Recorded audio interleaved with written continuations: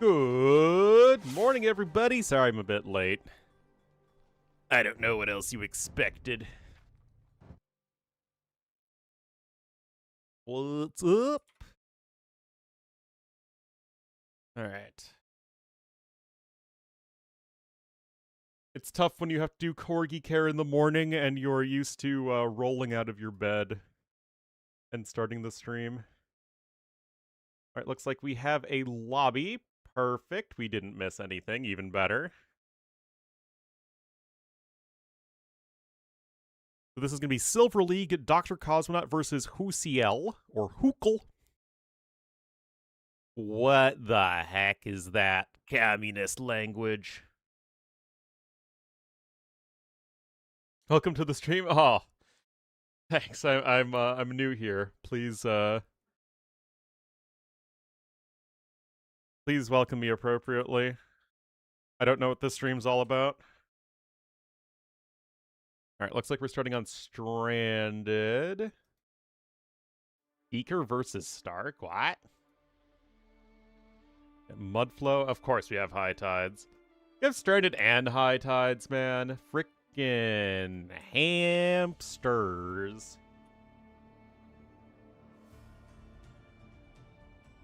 And we have one more set in a little bit, and then that's all for today. So it's going to be another short stream day. Yeah, Hokel is actually 5-1 right now.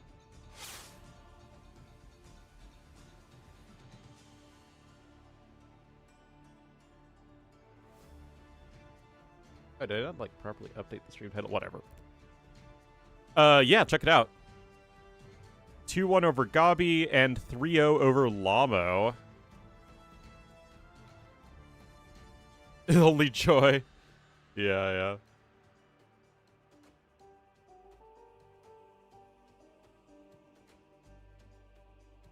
Cosmonaut swept Lamo, but then lost 2-1 to Monos. We did cast that series.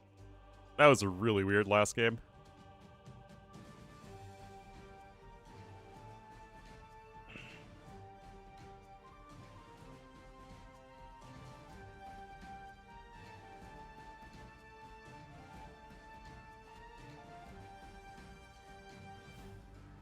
M-block. M-block. M-block is one of my favorite players, guys. Alright, guys, Stranded is going to be game number 1, and we will be getting into it in a couple minutes. I need to get some breakfast, man.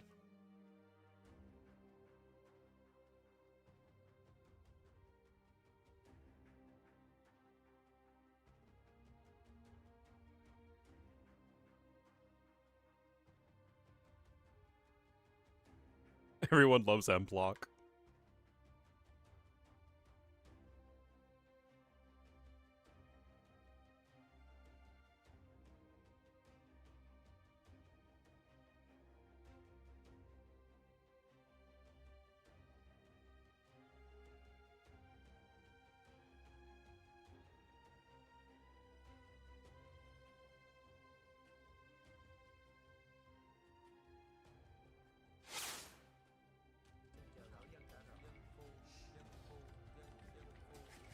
Blauok, thank you. M-block! I have so much gold, what the hell. Thank you for the raid. M-block!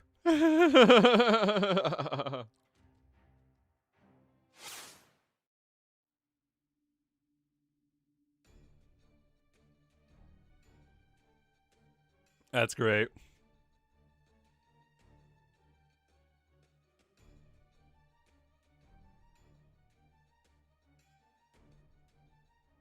Alright, guys, 17 seconds, and we're going to get into game number 1 here.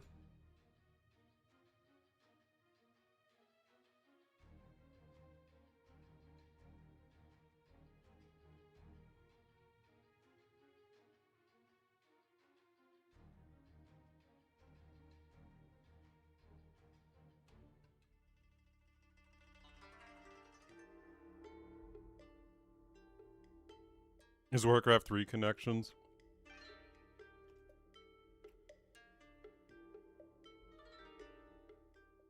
Alright.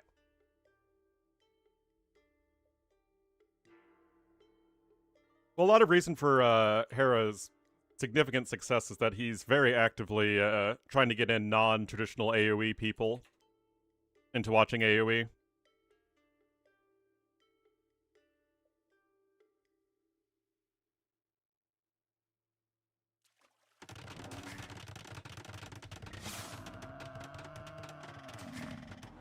All right, guys, here we are. Game number 1 at Dr. Cosmonaut versus Hukul. We'll have Hukul here in the blue as the Japanese to the north of Stranded, and to the southwest in the green as the Georgians. It will be Dr. Cosmonaut already with a dockdown is each player, because you start with a fishing ship. A fishing chip. So both very good hybrid civs here. Rush distance is fairly close, but it's Stranded. We see a lot of it in recent tournaments. Hermsa, exactly.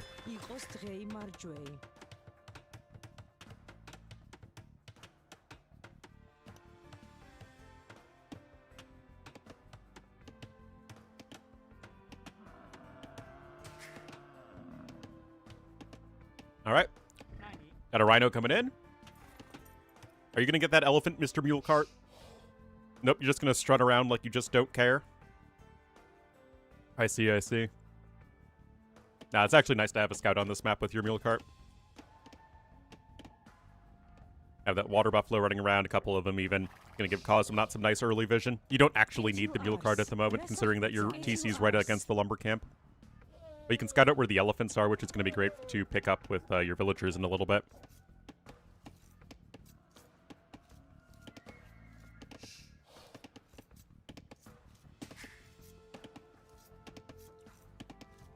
Imagine that. Well, I mean, it's all the new generation, right?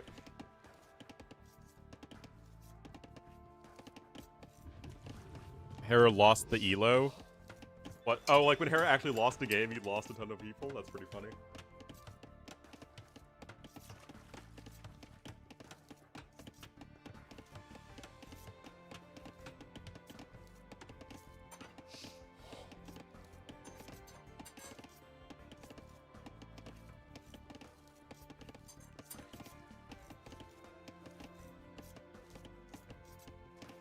Alright, the Corgi has been given an oatmeal bowl. Alright, few seconds idle time here for Husiel. 2 fishing ships out to 3 already for Cosmonaut, so nice start for him. Pace Phosphor. Alright, this map's been around for maybe a year or so. Very popular in tournaments. It's another aggressive hybrid map.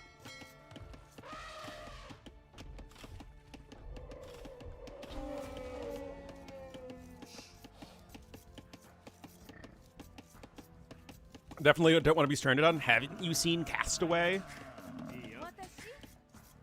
Wilson!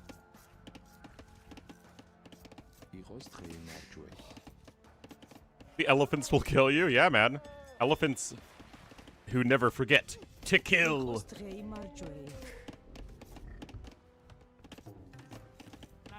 There's an obscure throwaway line joke that maybe one person will get.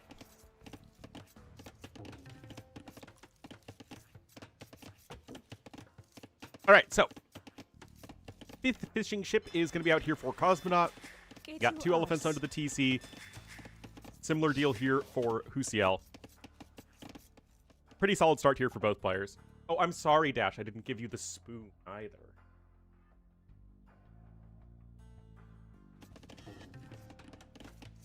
Loom coming in.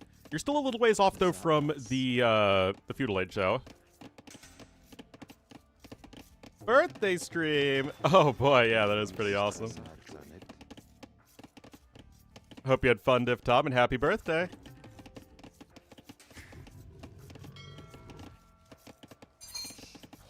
Look.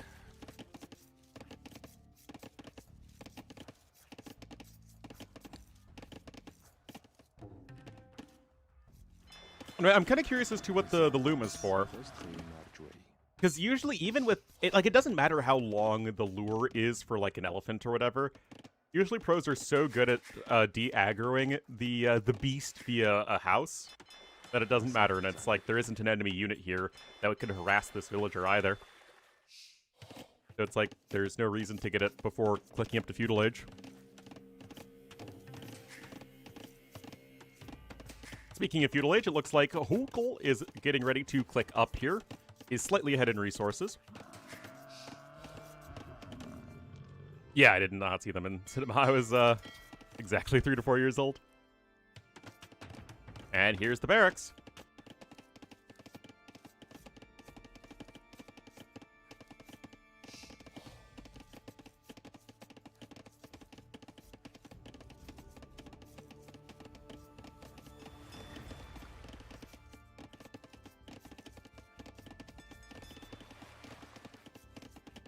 Captain Hukul.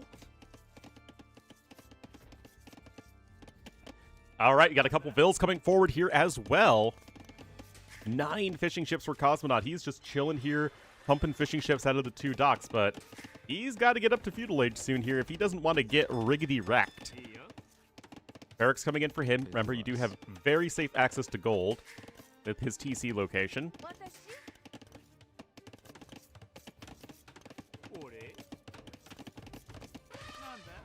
Still, where are these guys going? So the barracks will be seen. And here come the militia, but this is a very safe eco. You can tower it. Oh, okay, there's the dock. That makes sense. Men-at-Arms upgrade going to be coming in here as well.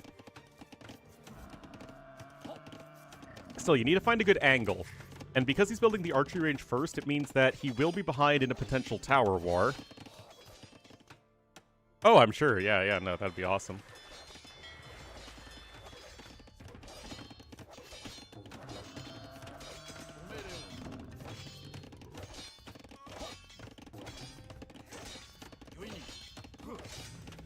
AT West. All right. Men-at-Arms whacking away there at the Dark Age house. Lots and lots of fishing ships. 10 to 6 fishing ships in favor of our green player Cosmonaut. There is a fire galley on the way aggressively. Nothing here to defend just yet. There's an outpost too.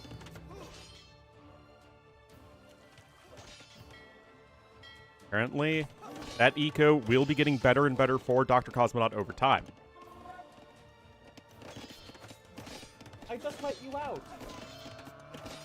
And now he wants back. What the Japanese do? I mean, the power of anime and sushi compels you. Dedicated, loyal, and have staying power? Yeah.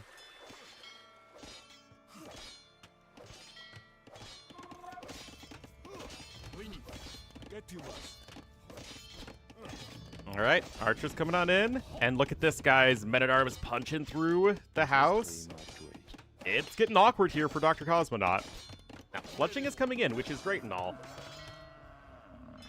But yeah, still just 1 fire galley on the way here in the water. It's 2 docks to 1 forward dock. You'd really rather be able to apply a bit more pressure. And that tower is in a pretty annoying position. It's going to secure both gold and wood. That said, the archers are here. They have fletching. Villagers going to try and make a break for it. A little bit of a quick ball there, I guess, to deny a little bit of moving space. But no fletching in here for blue. Makes that engagement a little bit more tricky. His first blood is drawn here by Dr. Cosmonaut. And that Vil is getting low. And he is probably going to die. No! Oh, missing that last shot. And now the archer's coming in here. The villager has to be so careful. I mean, there's another villager over there, but, you'd rather get this tower up now rather than later. And now Hukul going to be getting several fishing ships as well. Great start to this game for him. Yeah, I know. I'm very tired. Bill's going to try and bleed through here to the west, but the Men-at-Arms are already in hot pursuit. There are 3 skirmishers here, but this is a very messy economy. Dr. Cosmonaut, because of those extra fishing ships, still has the lead for now, but that will be changing over time as we actually have Husiel here adding in more of his own fish. You're not really able to wall in the tower because you'd be in range of the TC fire, in case you're wondering why he didn't do that. You just kind of have to be active with your archers. And already needing to have, yeah, that's life, man. Alright, Skirm's trying to dive bomb those archers. Not the deer! What did the deer ever do to you, man? And nice there. Sniping those archers. Men-at-Arms are also all going down, so the Skirmishers, once again proving that they're the best unit in AoE too.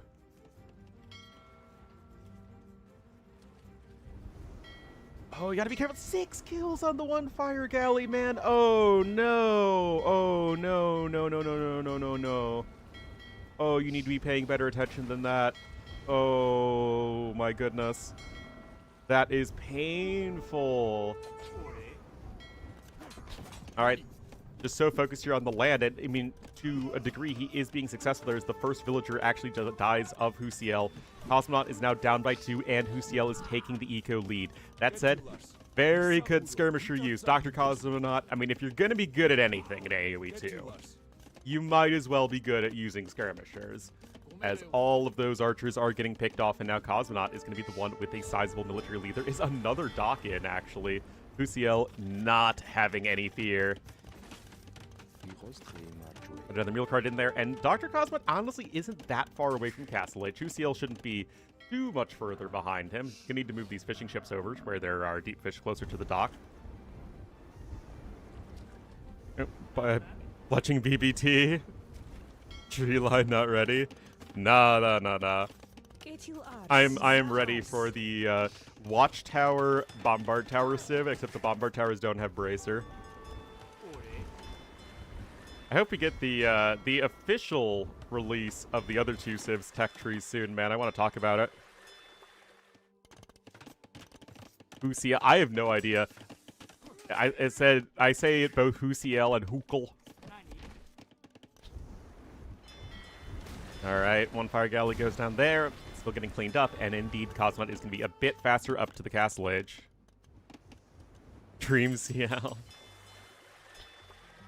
Well, I say Husiel because the CL is Chile, right? So it would be Husiel. That's just my guess. But hello everybody. With Google stuffed up their nose. Dreams, yeah. Is Clown Legion, as it always should be. Alright, villager is being shooed away. This was the docking villager.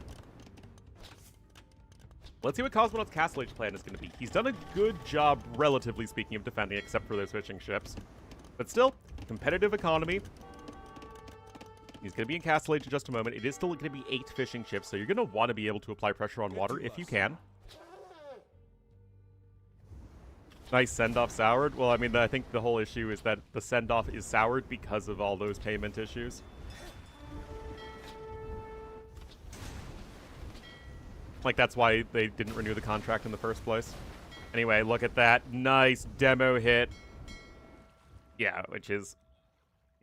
honestly, makes it even worse. Like, oh, you could have paid him the entire time? Yeah, exactly. Oh, Castle Age pause. Husiel's like, I don't know what to do. My Castle Age is 2 seconds slower. Panic. Actually, it was Cosmonaut who paused.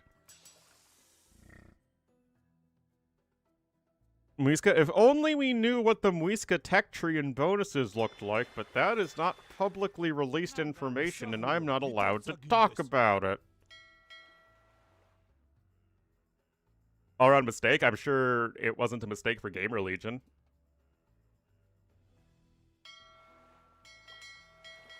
Probably brought in more revenue than anyone else. Not that it really matters, because again, it feels like all esports orgs are basically a Ponzi scheme. Unless it's literally just being done as a passion project by some super rich person, which is a lot of them, it really just feels like a complete scam. Disbandment of the CL, yeah. That's when AoE really started going downhill, guys. Alright, Archer still poking away at the villager. No war galley upgrade in yet for either player. That Tato, not publicly. Oh, now the Corgi wants out again!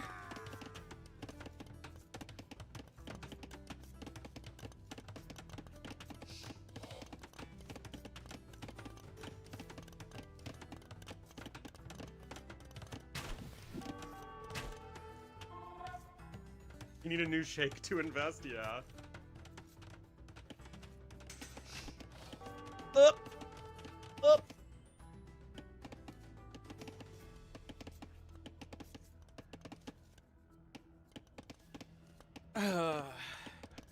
Hera made a video? Yes, he was not supposed to do that. I know that sort of thing does not make Forgotten Empire and World's Edge very happy.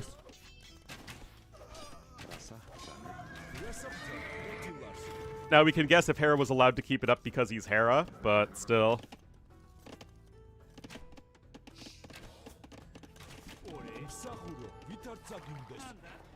Seen Hera the showed off? Yeah. Oh, Hera talked about the Muisca and 2P tech trees when we are not supposed to do that as content creators. And I know from long experience of, you know, covering AoE releases that World's Edge gets very unhappy when you ever are covering anything that they don't exactly want you to cover.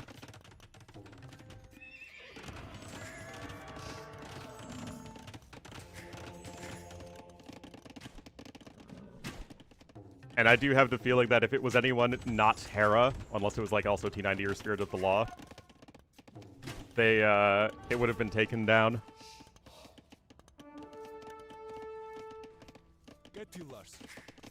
Why I'm never invited? Yeah. But note that Spirit of the Law also only covered the Muisca tech tree. Or not Muisca, the Mapuche tech tree. Spirit of the Law has also been around the block for a while, right?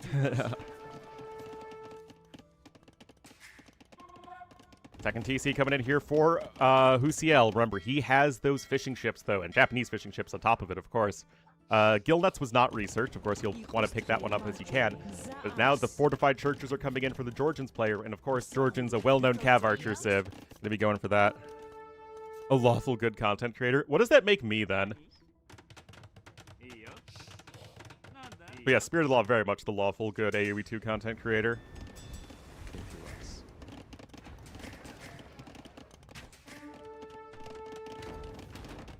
Both egg products are in agreement.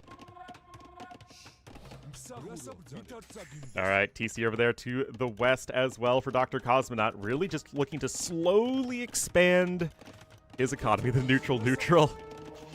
What makes a man turn neutral? Lust for gold? Power? Or are they just born with a heart full of neutrality? For chaotic good? There you go, TOS. Again? I've literally just...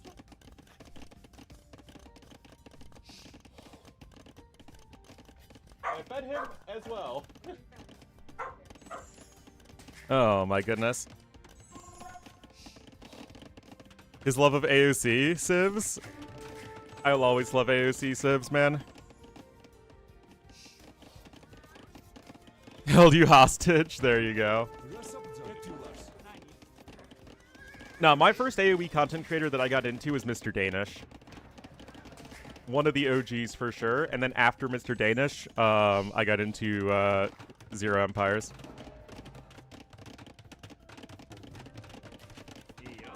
And Resonance to a degree.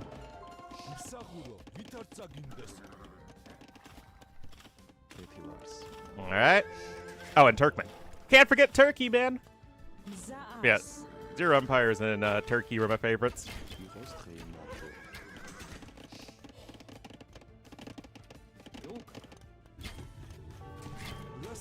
Alright, CIR defending. So here is a kind of interesting situation, guys.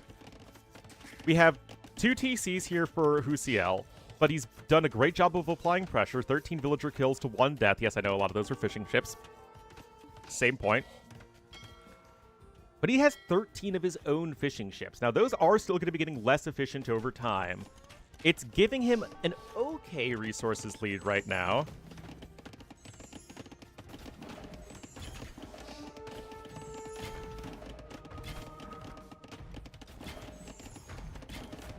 But is it enough?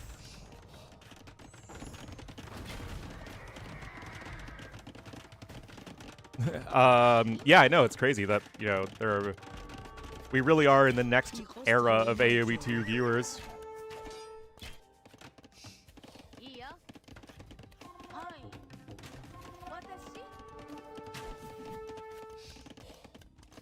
Alright, Cav Archer's still roaming around here. Cosmot has a big scary army. He just doesn't give a floof, man. I don't know, he doesn't even have any archer armor upgrades. That TC is doing full damage. And hello, YouTube people as well. Bug'em. Bug'em was too good for this world.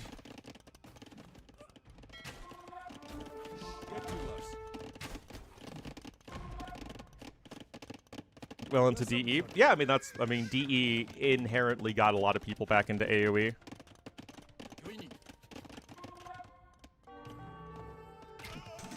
No, he's still looking to apply some pressure, but those army numbers are getting closer and closer.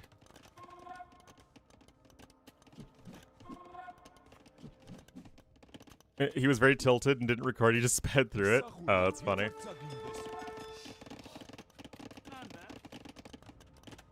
Anyway, 3 TCs here from Cosmot. Remember, guys, that Georgian's eco is legit one of the very best in the entire game. Just getting that 10% faster on so much of your economy. Siege of Paris? Oh, yes. Uploaded a new video? There you go. There you go.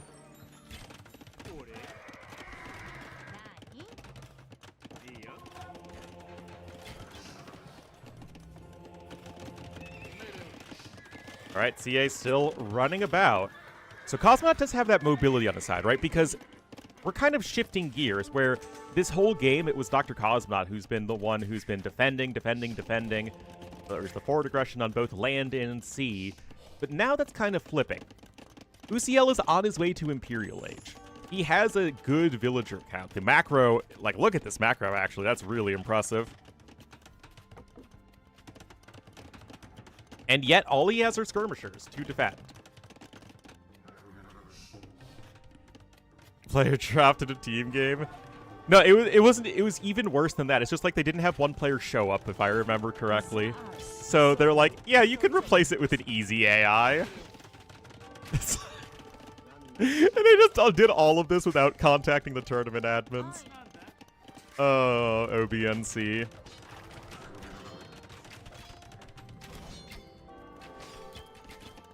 But skirmishers are OP, for sure. Okay, but you still want something that can attack with. Oh, yeah, I know. Still, my point stands that skirms aren't a great attacking unit. Nor are they really a timing leveraging unit. But, as you can see, the Cav Archers coming in, Pikemen upgraded as well. Those are units you can pass, apply pressure with.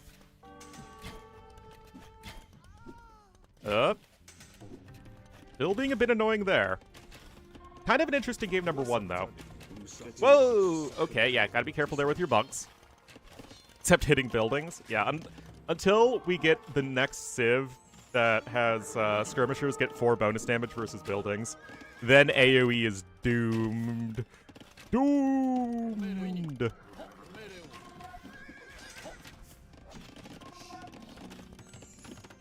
Alright. Pikeman coming on in. Still only 5 Cav Archers, though. Remember, Cosmonaut is nowhere near Imperial Age. He's really focused on getting his eco numbers in. He's on 4 TCs. He's got the fortified churches all over the place. He's really being quite diligent about that. And yet, this map has very little room for you to run around, and there's going to be a castle here in the middle, and this could just be way too tough for Cosmonaut to ever try and stop. Skirmishers can pick up relics. Oh, perfect.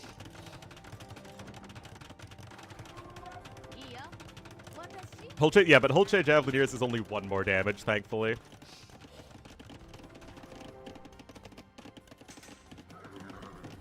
Skirmonk. A skunk. Yeah, I think this timing just might be a little too brutal. Like, Cosmonaut will be getting ahead eventually in resources, but I just don't think it's going to be impactful enough. You can see he's saving up for Imperial Age right now, but the CAs of Japanese just scale so well, being able to easily deal with the Georgian Cav Archers thanks to their extra attack on top of being fully upgraded. Oh my goodness, this dog, man.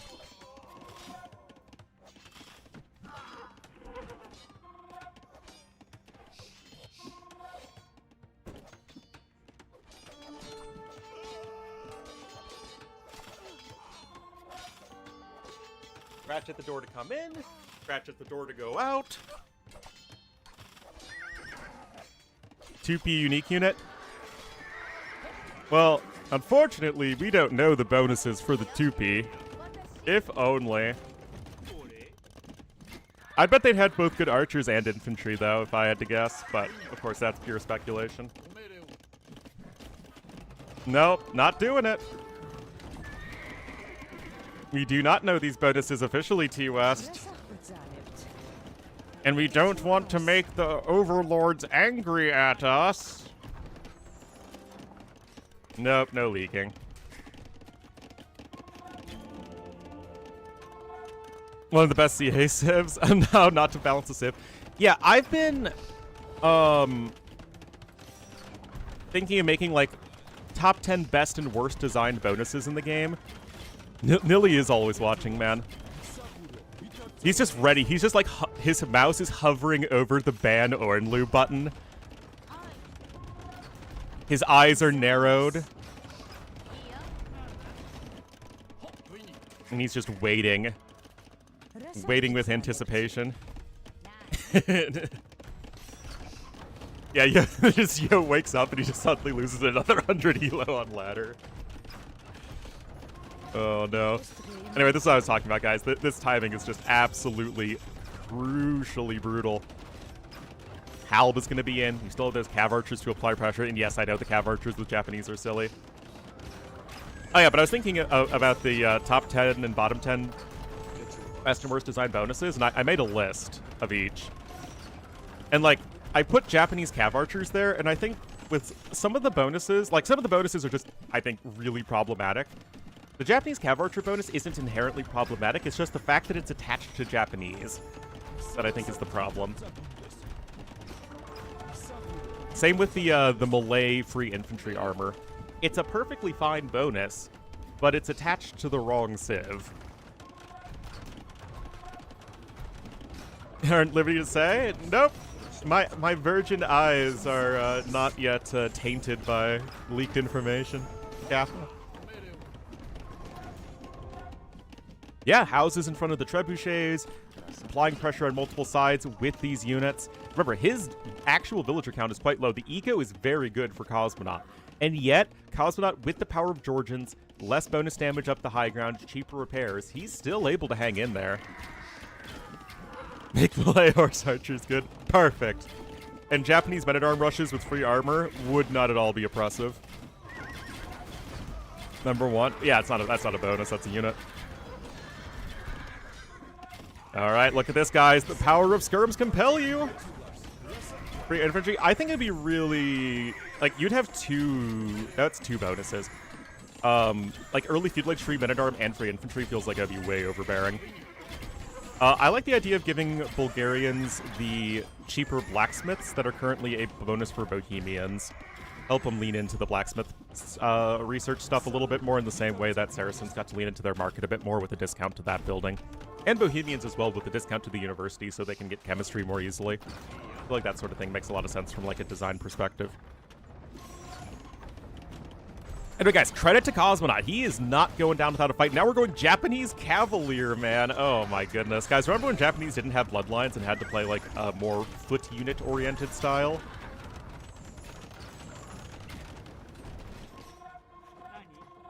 Bill's going over there to the east, and now light cav are starting to come in. +4 defense is in. And with the HP regeneration you get as the Georgians, that is going to be a very annoying set of units to take out.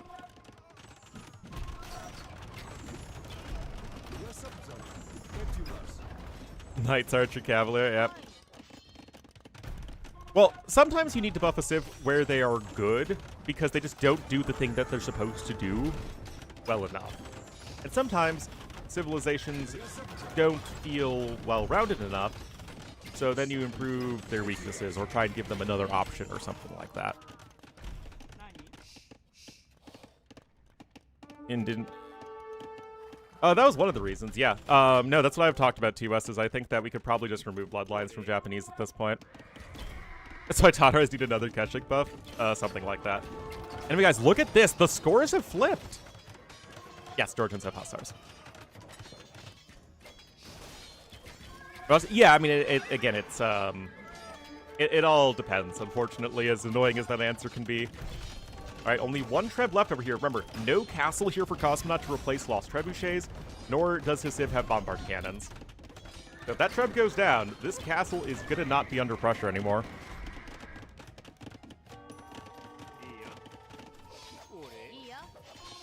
Give it to Byzantines? Yes, Byzantines, the Civ that absolutely need to be buffed, apparently. Still, no +4 defense available for the Georgians for the range units. He doesn't even have the Castle Age upgrade yet. Oh man, that's a classic right there. And look at that, guys. The Trebuchet has fallen. The castle has not fallen. There are 23 Cav archers queued up. Holy cow. He's got 6 ranges. That shouldn't be that bad.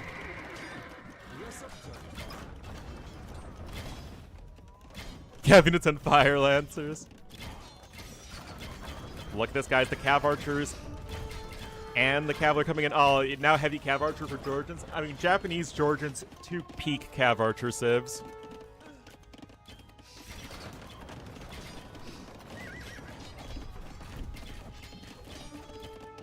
Still, Husiel has the high ground.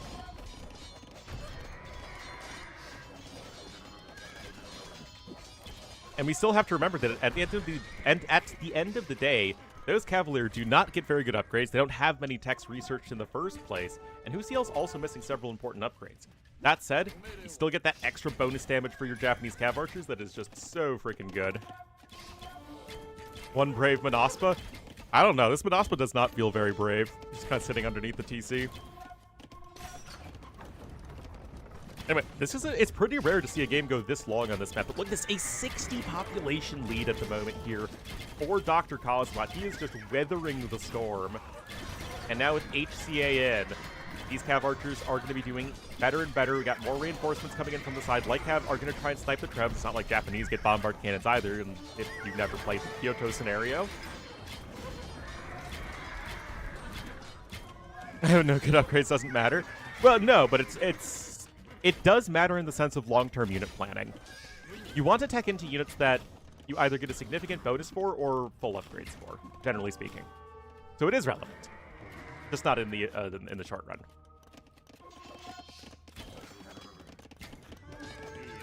Anyway, like having Cav archers coming in, and everything here for Husiel is falling apart. And Husiel was so far ahead for so long, was applying so much pressure. He got to imp so much faster. He took down his opponent's castle, but Cosmonaut was able to expand away, macro it up on 4 TCs, and eventually just get to the army composition he needed. Of course, like having Cav archers, because that's what we always do.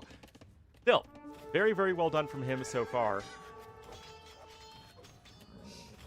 And right now, these Cav archers are fully upgraded as far as the Georgians get them, and there is the GG called.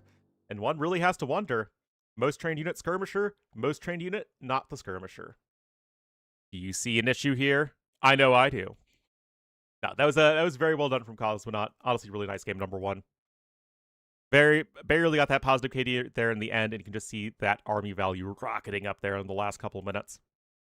More of everything collected except stone,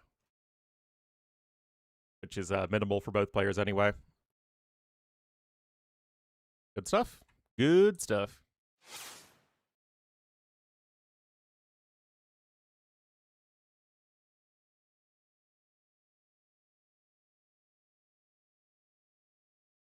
Alrighty.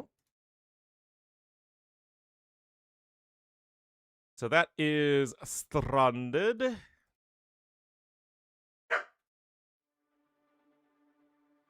And that is Georgians over Japanese, 2nd and 3rd pick for each player, nothing that crazy, and Mudflow will be next. And the Corgi wants out, so I'll take the opportunity to get coffee.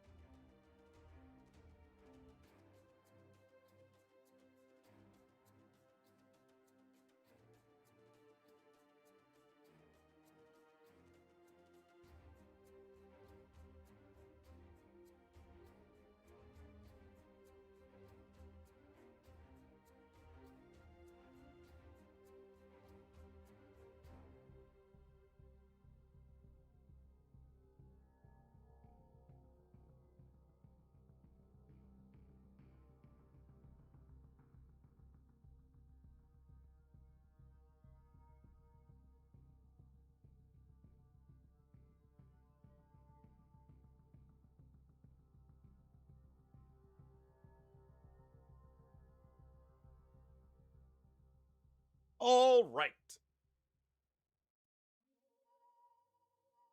Yeah, I know. It's a super hamstery draft. It's disgusting. Anyway, thanks to everyone who is tuning in right now. And a lot of people here today for one of my streams these days, so thank you, thank you.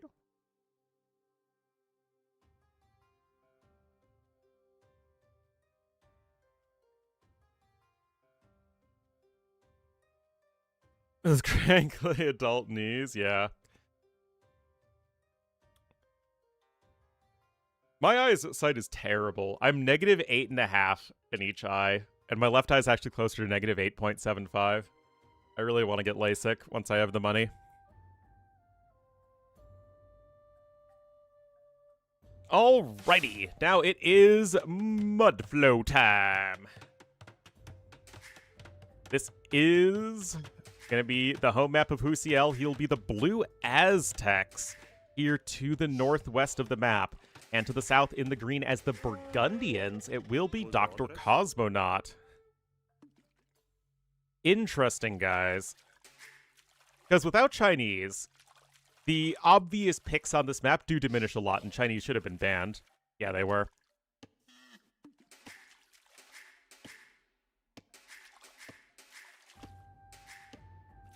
I just love the taste of cinnamon toast crunch. Well, yeah. Best investment? Yeah. I'm. Once I get my proper job, eventually, maybe one day. One day.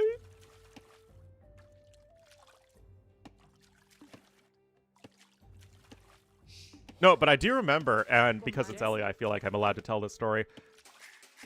GL was supposed to pay her for like over a year and a half or something for what she did for one of the tournaments.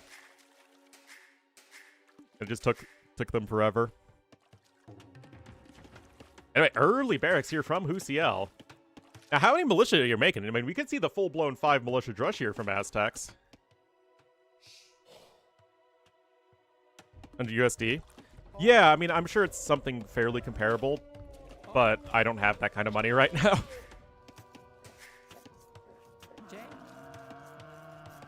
I just spent like $450 getting plane tickets and a hotel to go to Washington, D.C. to go to like a job meetup. Not job meetup, job fair. Yeah, that's what those are called. For my university. So I'll be going at the end of the month. Well, it's $450 for plane ticket each way. And plus the hotel. It's actually a really good deal. I saved like $200.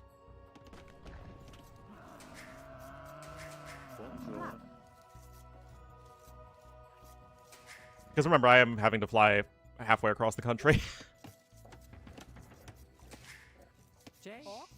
There's also one, I think, in Chicago that I'd like to go to as well from the University of Chicago. Prices? Again, like, that's cheap. That's real cheap. I would not trust a hostel here at all.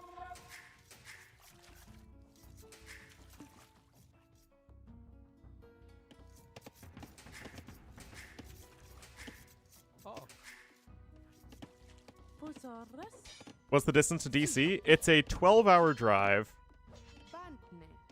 and a 2-hour flight.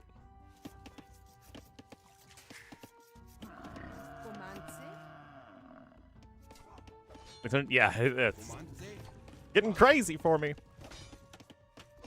Only hostiles, and look at this, guys. Free militia drush incoming. Forwardville here to wall.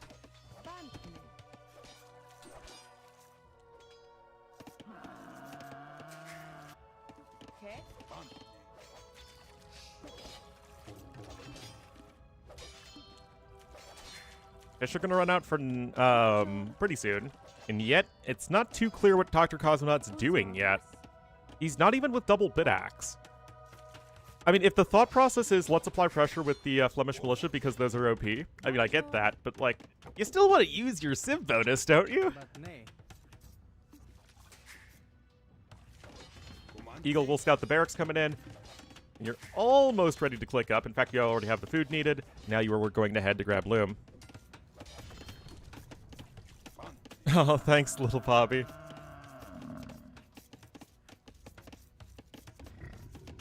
Or optional bones, something like that. In Cosmos... No, he's not in there. He's just walling it in. Yeah, no, he's been doing that for a hot second. So, no more bills here. And honestly, only 4 bills at this lumber camp isn't really that significant. You're going to need another lumber camp. You only have reeds as stragglers, so you basically have like half the straggler wood that you normally would.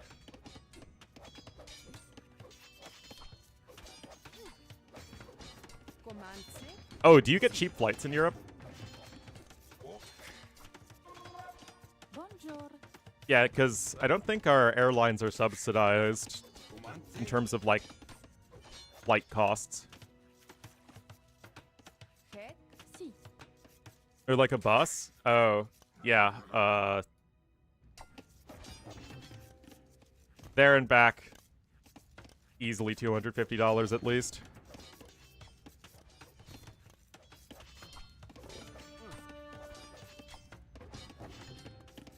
But remember, it's a long distance I have to go for European standards.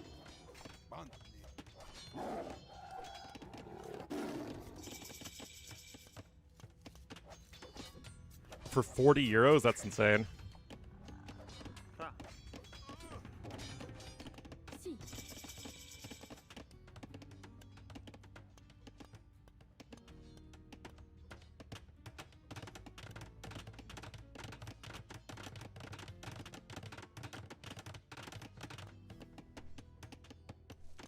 Yeah, it's a little under, or it's a little over 1,200 kilometers to get to Washington, D.C. from me. So that's not really a short flight, or short distance. Proving popular? It sure is. But now the Flemish militia are out, and this unit is a silly unit. So let's see how it's going to go here, because we have the archery range coming in here from Husiel.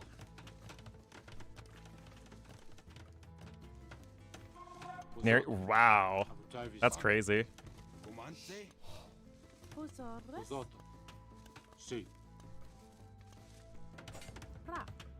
Oh no, the scout's trapped. Rip. Rip, rip, rip.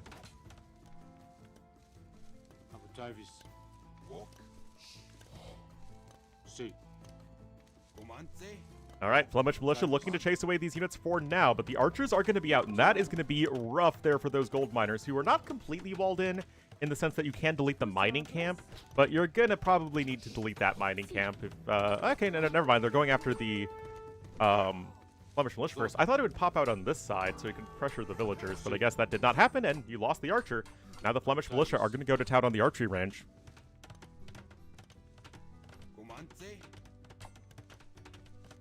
No, so those flights have a meal included in the price? Yeah. I remember the days when you could get free booze on flights, man. Those were the good days.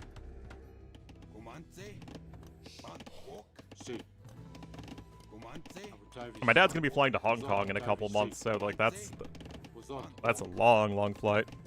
Was I legal then? Yes.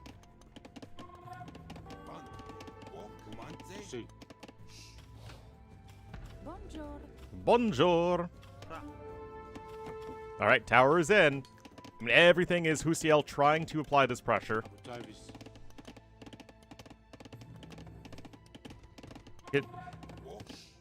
I remember one of the last times I went to Europe, I had to pay for it. I'm like, I'm not paying for a plastic glass of wine.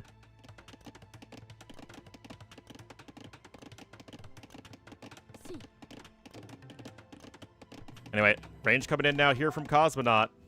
Lots and lots of units here. The Flemish militia are going to try and chase them away, but they're still fairly slow. Ornlu snob? I mean, it's just like it's not a very generous portion of wine, right? I'm not paying $8-9 for it.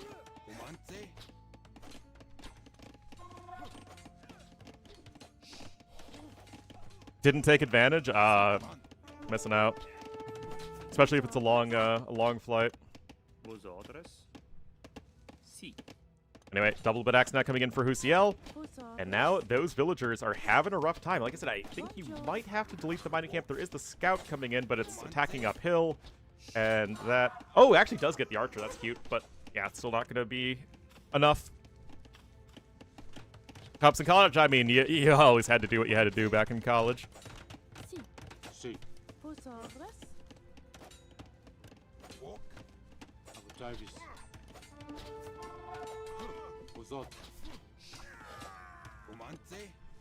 His surprise Ornlu was snob? I'm not a snob. I just don't think it's worth, you know, $8 for one small glass of wine. Well, no, through plastic cups. You cut out the bottom and you just chug it. That's how you do it, or something. I don't know. I didn't really party in college.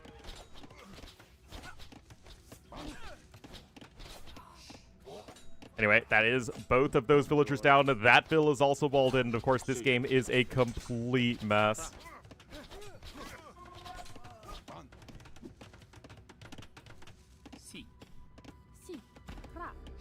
With his lady AoE too, exactly. The only mistress I need in life, Age of Empires 2. Alright, 22 bills on wood here. Food income is going to be getting pretty tough for both players. So I'm putting them in problematic? No. That's not snobbish, that's the truth.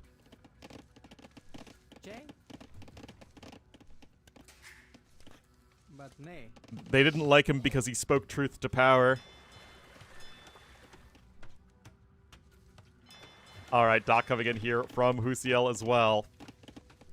Even Horsecollar coming in now for Cosmonaut. So he's getting a decent farming infrastructure here at the back. 11 farms. I mean, it's better than the 2... Oh, yes, no, 7 farms here in the front as well for Husiel. Still better for Cosmonaut. Applying a bit of pressure there. We're looking at fletching in for blue, and soon to be +1 infantry defense as well. No blacksmith upgrades in yet for green. He's actually just going to be starting with padded archer armor because he doesn't have any gold. Oh my goodness, he can't even get fletching. Oh, that's rough. Remember, 50 gold for fletching, man. You're going to have to, like, long distance mine that. I don't think you can just not have fletching. That could be a tricky one.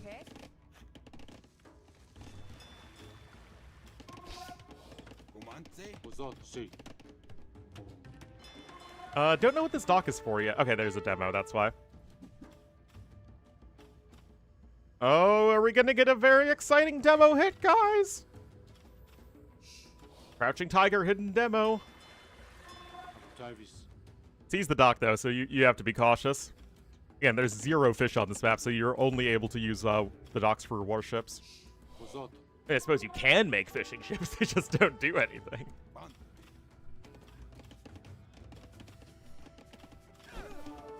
Alright, archers looking to go after those Flemish militia. Skirm's going to try and dive bomb the archers. And now they are attacking downhill or the skirmishers. And the Flemish militia are showing why they are both fun and interactive. As right now, Dr. Cosmonaut going to be evening up the KD. I mean, sure, whatever. 1 demo for 4 skirms. I mean, I guess that's slightly value.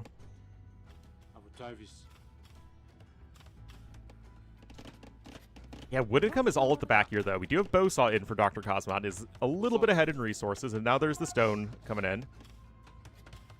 Triple is actually a quadruple, technically.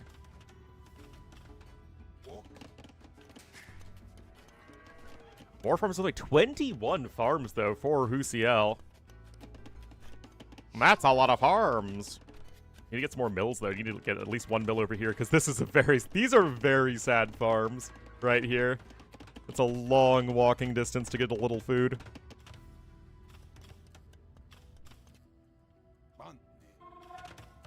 Does Cosmonaut see any other gold?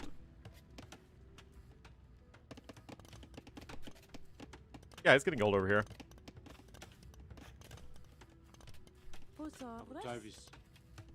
Alright, both players are kind of similarly close to Castle Age. Oh, but look at this, the units are incoming. Uh-oh. Uh-oh, Spaghetti-O. Oh, this is what Husiel's looking for, guys.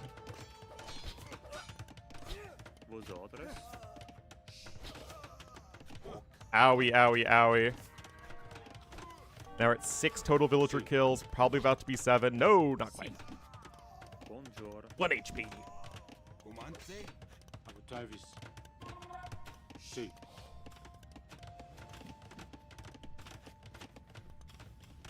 And Husiel buys himself up. Market coming in for green. Again, he's close.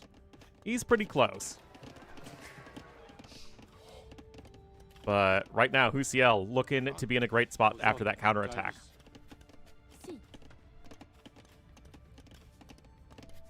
And look at this. Most of the villas are being pulled off stone. I was wondering if Dr. Cosmonaut would try and go for the Coustelier, but that does not appear to be the case. There's going to be a forward barracks coming in. I'm sure Husiel is going to do some combination of Eagle Warriors and Monks because that's how you Aztecs. That's how you Aztec mid-game. Always.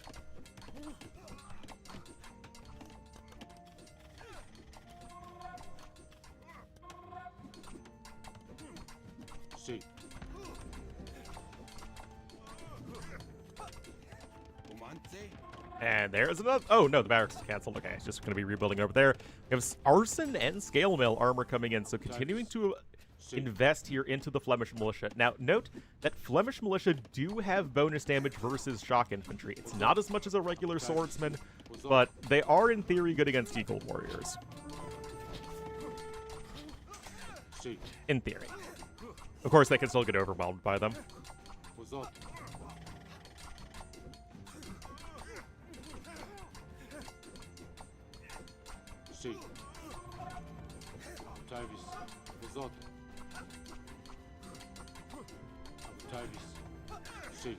Well, that goes down pretty fast.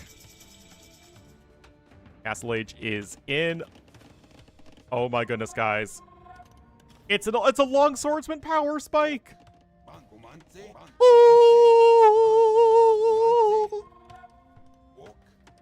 I'm telling you guys, this is why we don't see long swordsmen. It's just because they don't people don't make men-at-arms in late feudal age, so that long swordsman can be a power spike. Oh no! No!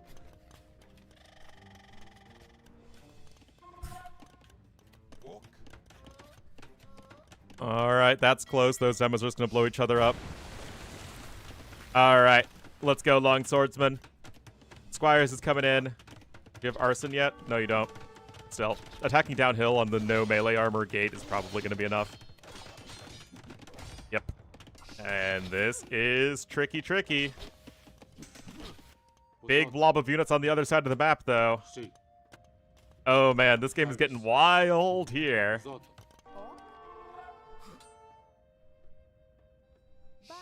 One swordsman? You didn't really have time for that. You kind of just needed to get everyone away as much as possible.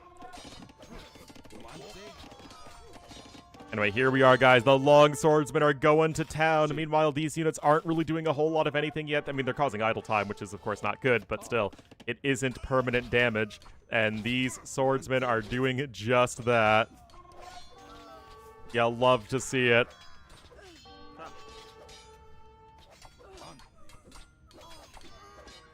Yeah, I'll love to see it, guys. Oh my goodness. Aztec long swordsman. Faster train speed. Helps get those numbers up. I mean, you have this army here as Dr. Cosmonaut, but honestly, at this point, you can come pretty close to just sending your army home. Like, you've done enough damage. This is the militia line, though. It's the Flemish militia line.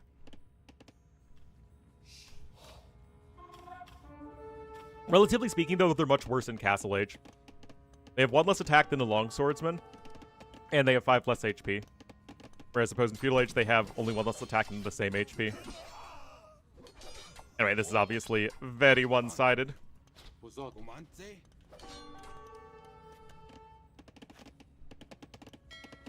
How did he win game number 1? Good defense. Still cheaper? Yeah, that's true. And much faster train speed, which is also relevant. Yeah. Anyway, this game is super over. You literally have 20 villagers and dropping right now as Dr. Cosmonaut. So that is aggression from Husiel in both games so far. Game number 1, it didn't quite pan out. Game number 2, it's a much harder map to defend, and he was able to just crack his opponent open in an early Castle Age with the Log Swordsman, and clearly Cosmonaut thought that Husiel would be on autopilot and going for the Eagle Warriors, but that was not the case, which you'll love to see.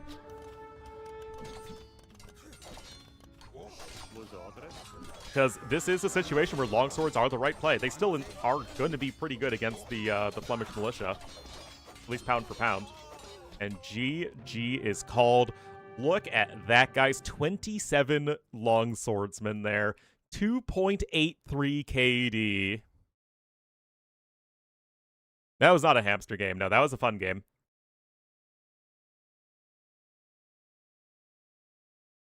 What? Weren't you just watching the game?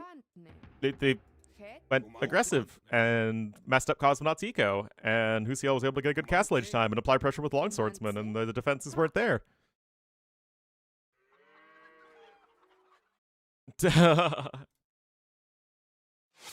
Fun stuff, though, for sure. So we are all tied up. Summary, I've been doing this for a long time, man. And that was actually the number 1 civ pick for each player. Man, Aztecs are fun. AoE 2 is better when Aztecs are a viable civ.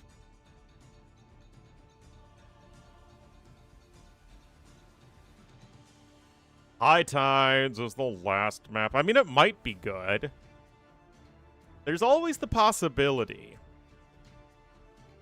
Always the possibility that we get a good game of High Tides.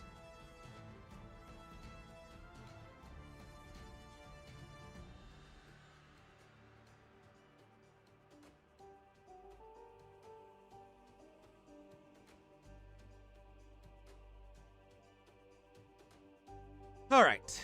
So we are in the lobby. I should probably check the civs and tell you guys what is going to be played. Honestly, all 3 of these civs are very good for Cosmonaut. I imagine it's going to be Lithuanian since they're a second pick, but Malians and we were both fine as well. And I mean, Byzantines are never bad. I don't know if T-West is still here, so we need to make sure that we're saying only nice things about Byzantines, but they just don't have the speed of these 3 civs, so I think we might prefer Cosmonaut civ, I think, a little bit. Just a little bit.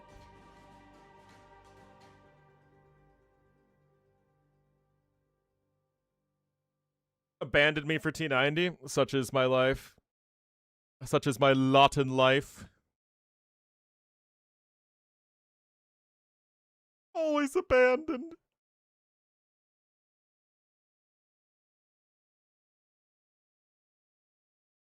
The T's combining.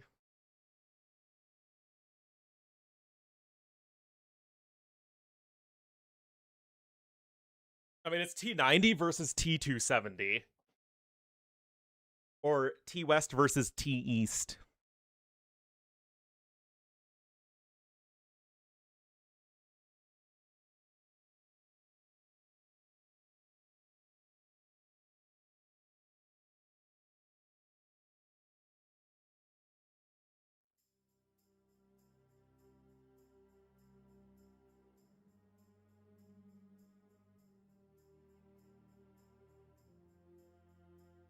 Do invite me to places and oh no.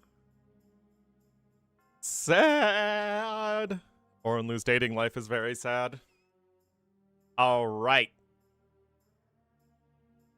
1:35, guys. Remember, Husiel is 2-0 currently in TTL Silver. Dr. Cosmonaut is 1-1, so these are both players who are doing well in their group so far.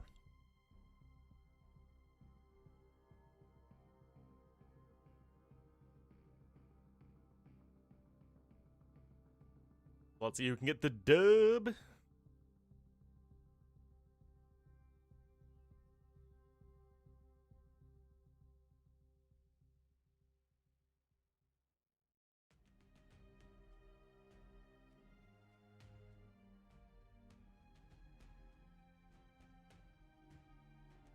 Quality when it's in too high a quantity.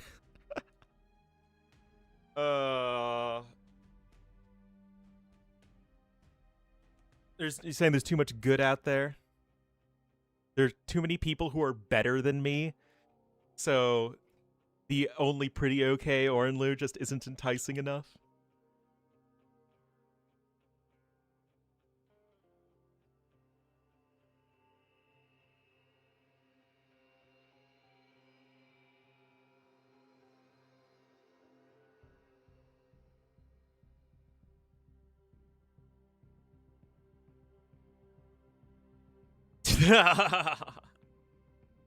I'm just kidding. I'm kidding. Suck in general, that's also an option.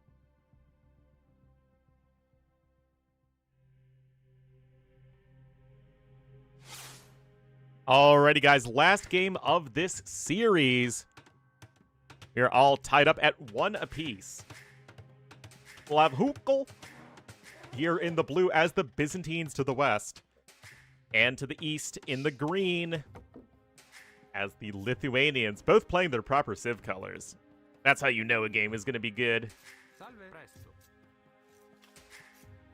Actually, I think Lithuanians are more purple than green. I know you play as green in the Algirdas and Kastudis campaign, but I feel like Lithuanians are more of a purple Civ. I'm sorry. I can only speak the truth. Tied up on high tides? Indeed. It's high time this tide of highness is all high-tided up. Sec phone. Classic. Sveiki. Aš pasiruošęs. So we'll have to see. I mean, this is a very fixed map. So there really isn't that much to talk about as far as that goes. Suck a general? I don't know. Maybe you're into generals. Ornlu was a bit high. No, this is just me. That's the problem. I'm just weird. Generally weird.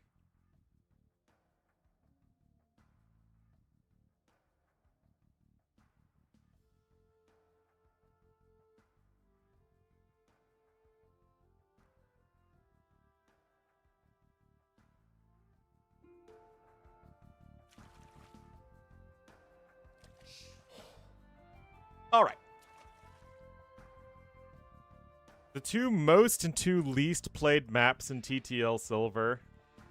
I mean, there are so many maps that I never remember all of them. I imagine High Tide is the best. Or the best most played. Probably High Tide followed by Stranded or Valley. And the least played are probably Zimbabwe and African River, I had to guess. Or maybe Tulo as well. Yeah, you don't play Tulo very often.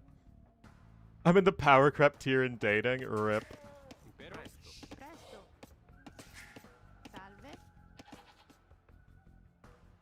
Really? Interesting. Is the tides. And people love their aggressive hybrid maps.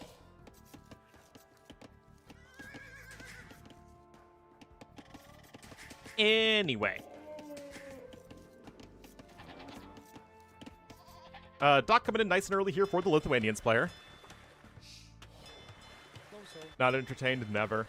I just complain. That's all I do. Yeah, so good early leveraging of the extra food you get as the Lithuanian. So nice start here for Dr. Cosmonaut. He should be able to get out a fishing ship a bit faster than his opponent. Yes, they show us a solid map, for sure. For sure.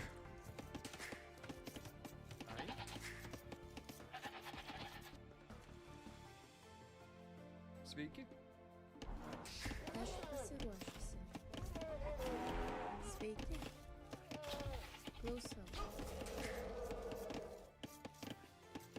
So, just pushing in the hunt right now, and this is where you can get a bit of an advantage over Byzantines, right? Because on a normal, you know, like Arabia or Arena, Byzantines are basically always going to be behind a little bit in Dark Age.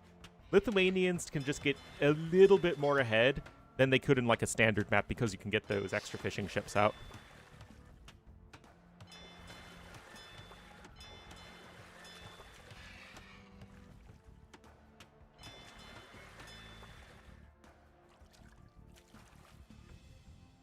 Jump, jump, jump, jump.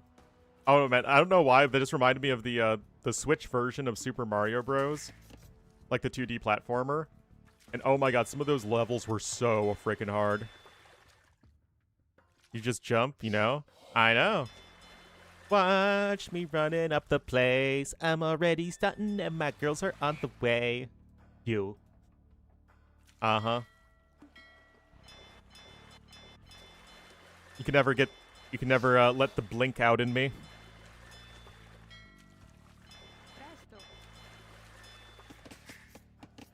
I hope Rosie wins some Grammys tonight. She deserves it. Getting close to the Ornlu dating problems. Oh no.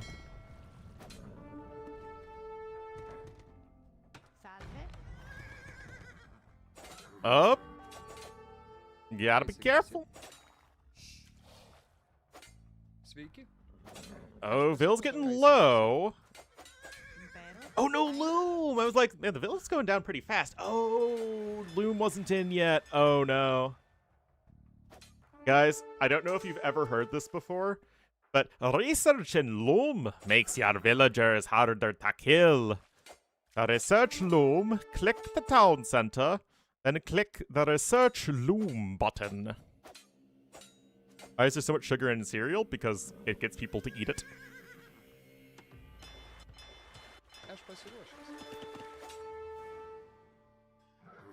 I mean, it wasn't so much laming as more of just, yeah, getting caught out there.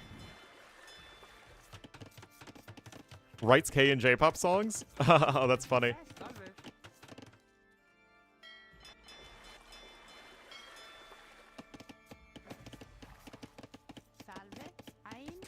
Alright, feudal age is under the way.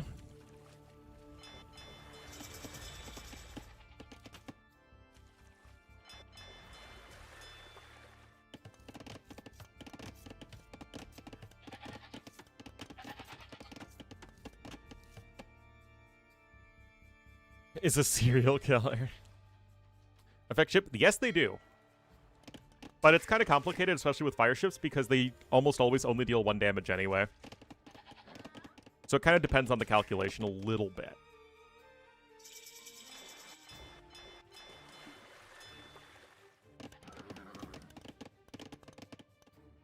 Anyway, fire galleys on the way for both players. This is one of those times that this map is just all about the water and the fire ships. With the simplified calculation, that's a good point. We might have to test that. Man, so much good testing to be done in the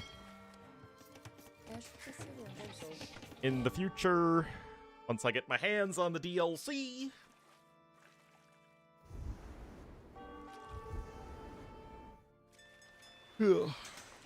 Yeah, the water is way too small for galleys.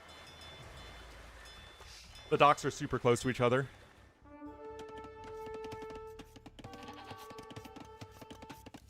Sibs worth learning? I mean, they're all good. I mean, I would generally stand by the belief that even if you don't play the Sibs, you should learn them because you're going to run into them. So you should know how to play against them.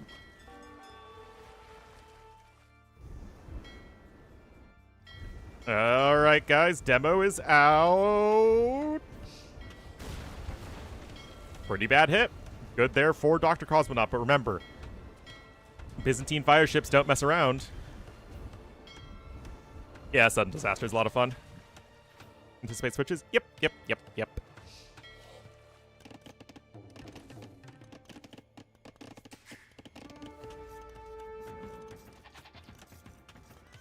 It's back. And you don't want to be caught off guard by their unique units and stuff like that.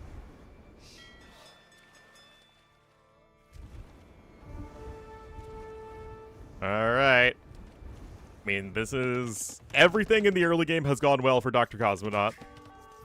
Barracks is coming in. Archery range is almost done. So, I mean, you're going to need to deal with Husiel's counterattack, but, I mean, this is a game of high tides if I've ever seen one. I mean, it's just different, right? I've actually really been enjoying playing Socotra on the ladder recently. For some reason, I have a very good win rate on it. I don't know how, but... I don't know how I'm bad at Arabia, but I feel like I'm just fine on Socotra.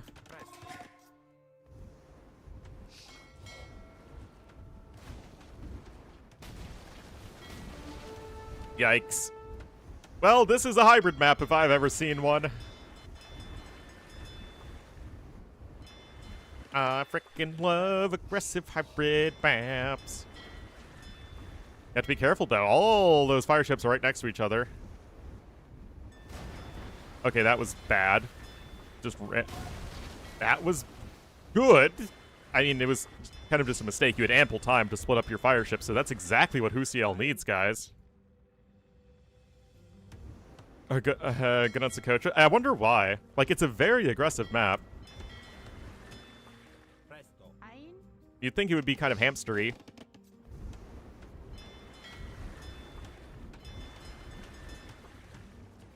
Much on hybrid maps? It'll change it. Oh, gets the Vil. Gets the repair Vil. That's nice. Because you'll have the Hulks here, so it's kind of going to be just Hulk spam. Because the issue that I doubt was addressed is that... So, fire ships are the go-to ship because they're very... on hybrid maps because of the short rush distance and the fact that they're good in low numbers. Hulks, meanwhile, just counter fire ships, so you make the thing that counters the fire ship. And then you just can't go galleys to counter the Hulks. Like, it's just not really feasible. And so you're in a situation where it's like, okay, it's literally just Hulks. It's literally just Hulks. Now, demos getting buffed might change that a little bit because demos are good against Hulks. But we'll have to see.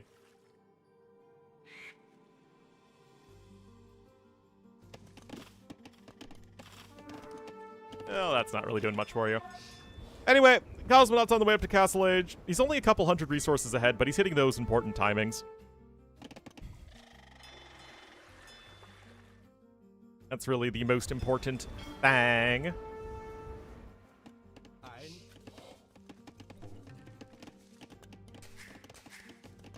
Nor do I really see a whole lot of a Castle Age transition here from Dr. Cosmonaut. And, I mean, Husiel's trying to fight back here on the water. Only one more fire ship for green than for blue at the moment. And blue's making more. And Dr. Cosmonaut's also chasing away these units, so... Messy, messy game on both sides. I mean, that's kind of how these maps tend to go. But the fact that Husiel is still stuck in Feudal Age is probably going to be his death sentence.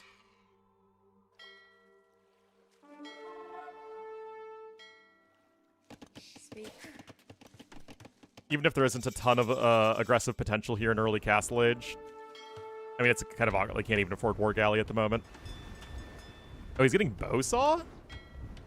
What in the Lithuanian villager? I mean, I get it, right? You're Lithuanians. They say Bowsaw constantly. Still.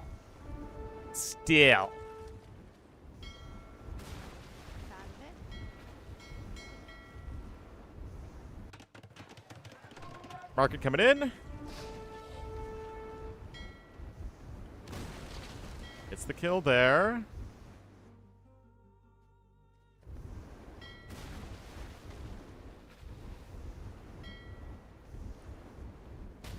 Got him.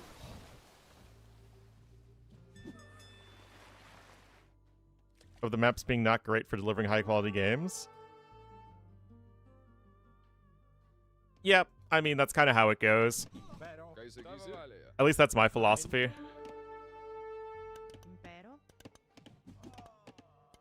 Anyway, Castle Age is about to be clicked up here for Husiel, but obviously so much slower. Second TC is coming in here from Dr. Cosmonaut as well. Now, it is true that he isn't really able to apply any pressure on the land, and honestly, he really hasn't done all that much with Castle Age. I would have preferred to see him either get the War Galley upgrade or go forward or do something. He's just up so much faster. Now, obviously, you don't know exactly when your opponent is going to be getting up, but I still think, like, you see that you're up faster, you should try and leverage it. That said, Monastery is coming in. It's not like Dr. Cosmonaut is dead or anything. I mean, he's fine. It's just, he could have potentially won the game. No water snowballs. Well, generally speaking, the hybrid maps that are that deliver the best games are the ones where one player kind of focuses on water and the other focuses on land, and it kind of evens out and creates an equilibrium. But most of the time, it is both players fighting for water. Either that or, like, you know, whatever feudal age fire and demo stuff happens, and then we just kind of get a regular looking game from then on out.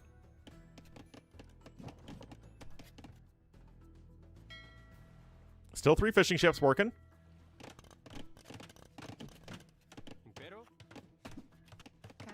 PC number 3 coming on in.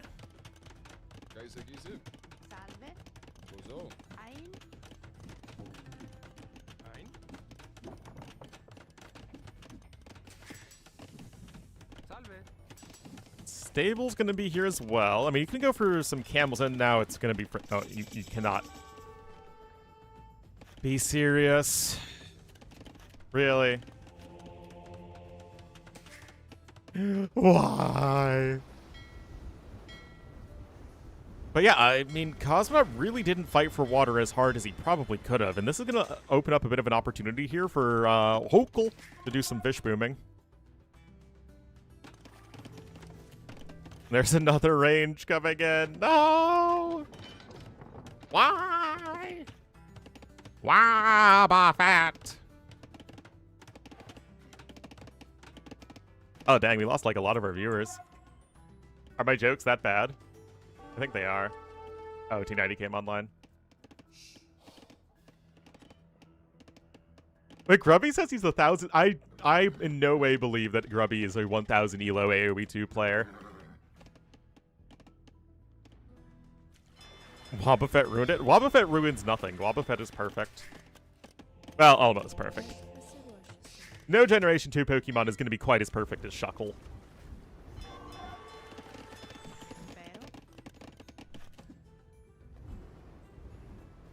Too low or too low? I mean, Grubby's just a good RTS player. Now, RTS skills don't really translate to any other genre of game, but RTS skills generally translate pretty well among the RTS games.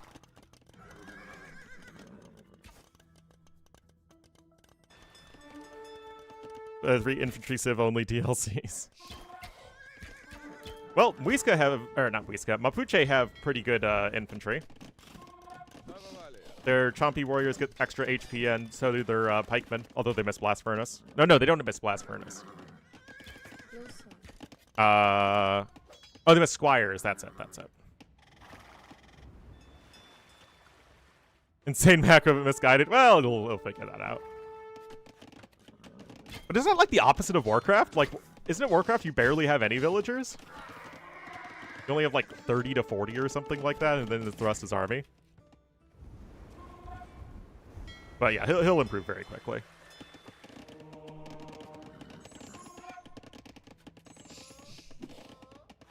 Better for Gabi's place in the group? I mean, we're still very early days here in the group stage, so I wouldn't be too concerned with that.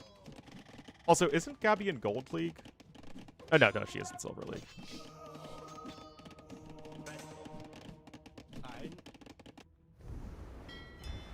Although it is a bit different in Warcraft because you have units taking up different population amounts. Yes, Grubby did play StarCraft. He played Protoss. He was okay. Eco, tell that to my booming Zerg butt, man.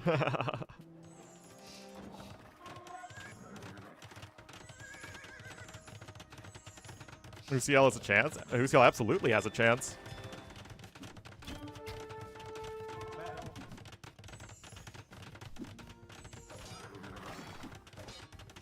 He went... That's really weird. Again, Grubby is extremely good at Warcraft. Like, really, really good. I don't know why he wouldn't Like, he should be at least able to get up to near 2K with, you know, a couple months of practice.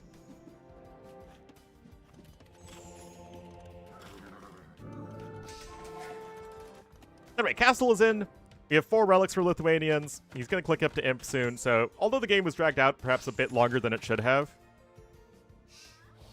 7... I mean, that's just weird.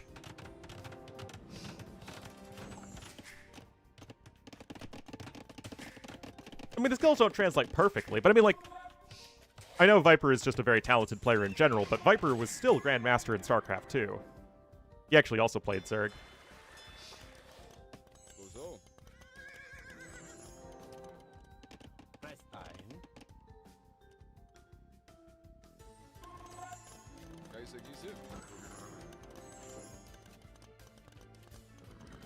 In builds? That is true.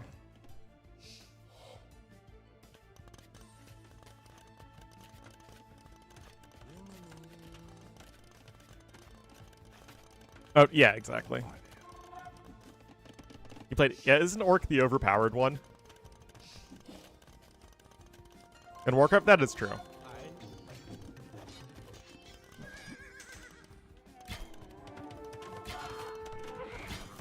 Who's Grubby? Grubby is one of the best Warcraft 3 players of all time, and a huge content creator. But he also dabbled in, I think, both StarCraft and Hearthstone.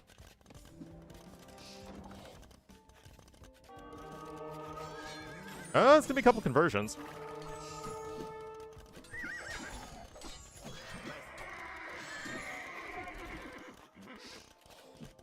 Yeah, I mean, Imp is coming in. You have enough stone for castle number 2.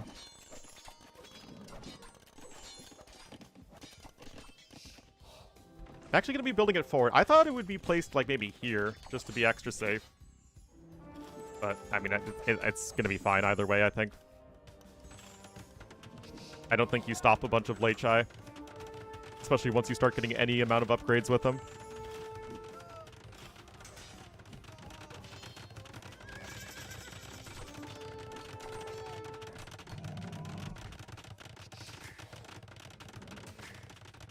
Yeah, generally speaking, AoE 2 is much more multitasking intensive than other RTS games, because you need to manage your eco and your armies. Whereas both StarCraft and Warcraft are mostly about being able to micro your armies effectively, because the armies are so hard to control.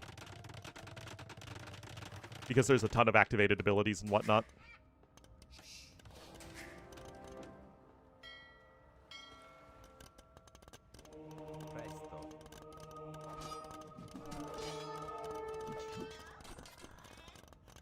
You can't just teleport out.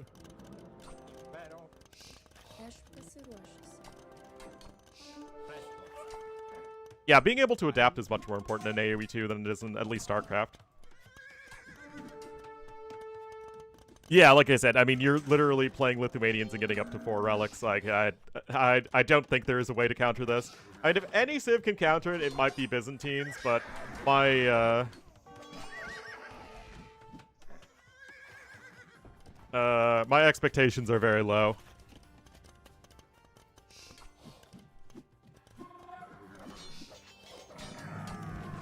Leapfrogging the castles across the middle of the map's nice from Cosmonaut as well.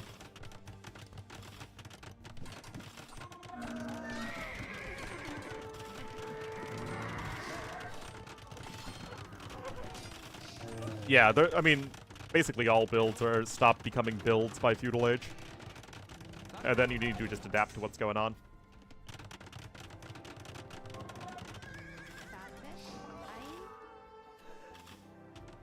This is the TC back here. So, like, that's not going to be an issue or anything, but... I mean, this is just... late. Oh, wait, no, is he attacking the farm? Oh, that's a fail. Don't want to be doing that.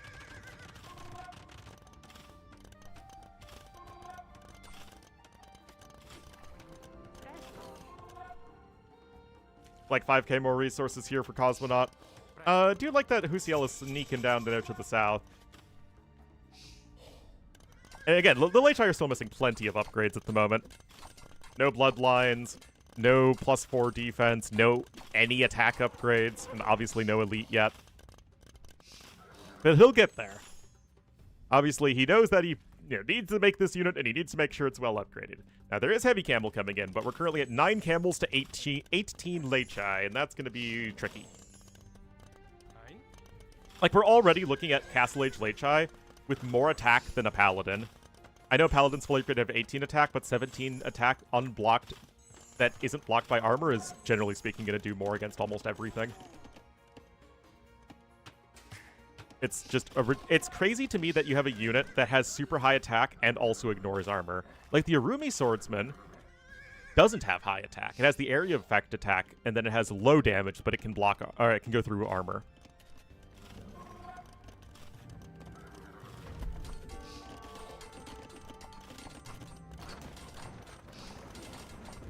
Anyway.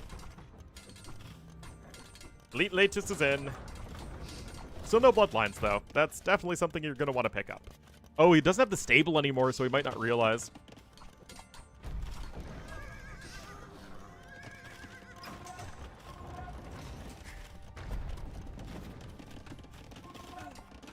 Now you're just missing bloodlines and iron casting. But you mix in any amount of pikemen with this, and you're doing well. That's it. I do like that Husiel is expanding to the sides. Cosmonaut's very much focused on this attack across the middle. Of course, mixing in some halbs is always going to be good, though.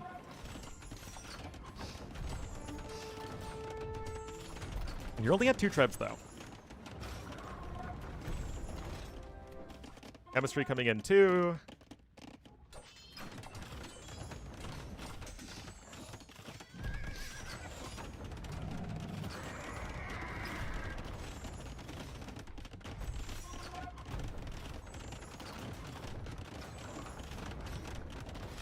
Oddly campy. Well, he doesn't want to just throw away his units underneath the castle. He wants to make sure he's got some halbs to help deal with the camels. Like, that's fine.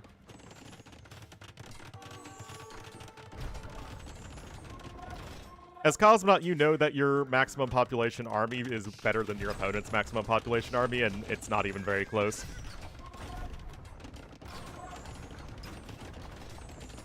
That's it. Just going after the Trebs like this, I don't know. It just doesn't really feel super impressive. Also, you're housed as Dr. Cosmonaut, which is, like, not a thing you want.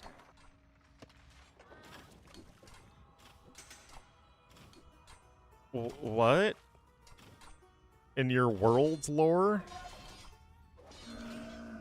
Or monster? Oh, I don't know. I don't really care.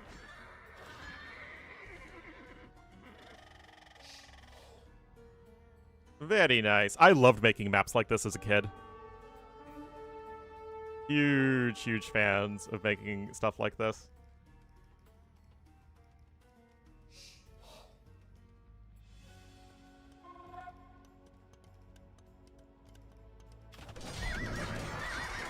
All very creative. Anyway, latest.exe is in effect. A book? Yeah, there you go. The halbs are kind of attacking the stable, though, which is a bit awkward. You don't really want that to be the thing that you're doing.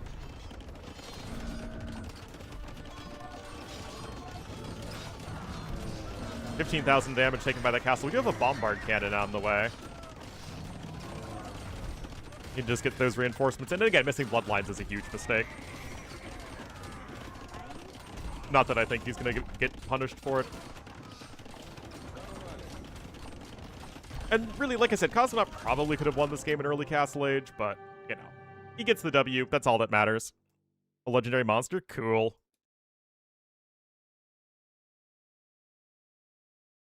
But yeah, I mean, look at this. It's like a 5-minute Castle Age timing advantage that he didn't really attack at all with. That said, Cosmonaut gets the W, and that is all that matters. Well done from him, and that will hand Husiel his first loss in the group stage.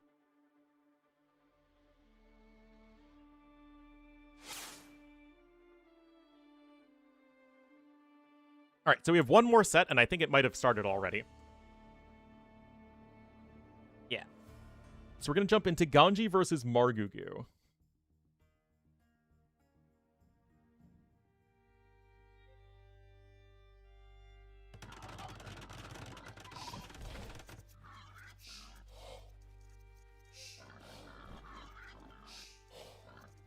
Swap over Lobby titles.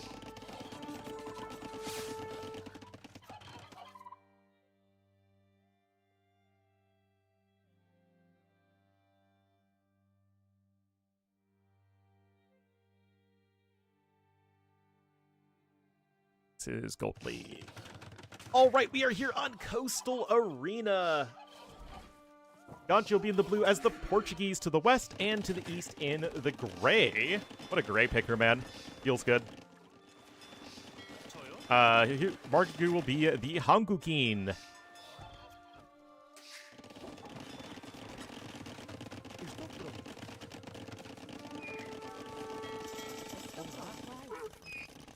Yeah, Cosmonaut played well.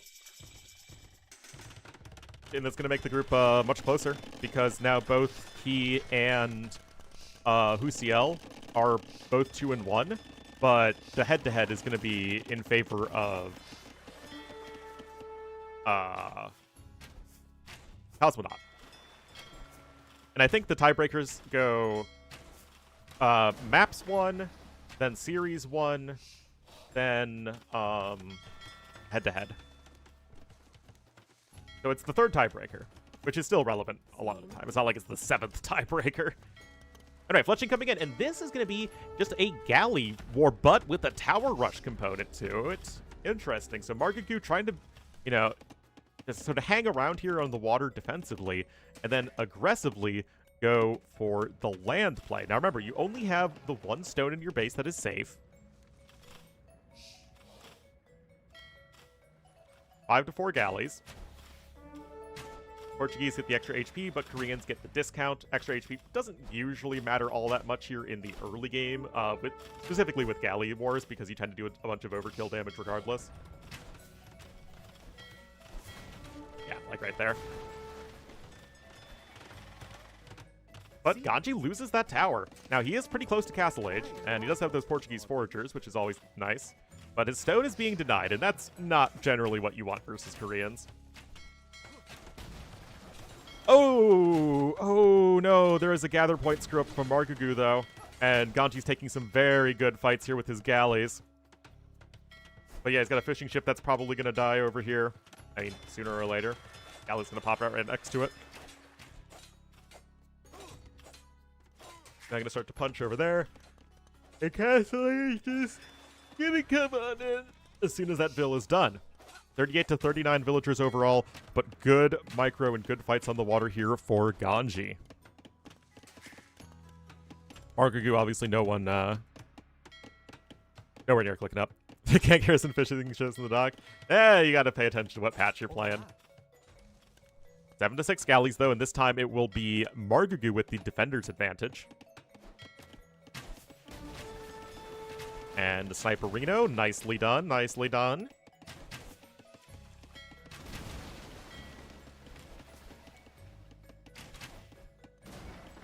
And this time it's going to be Ganji getting cleaned up.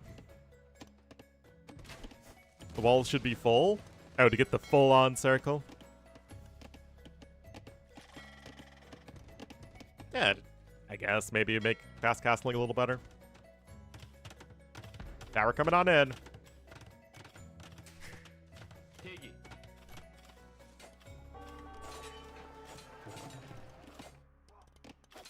Nope, Ganji getting closer and closer to Castle Age. He's mining a ton of stone here to the south, and honestly, just drop the aggressive castle, why not? Barracks on the way here for Margougou. This could be for several different things, even getting the stone and gold mining upgrades. But yes, of course, we can predict a castle in the near future here for our blue player right on top of these stone walls.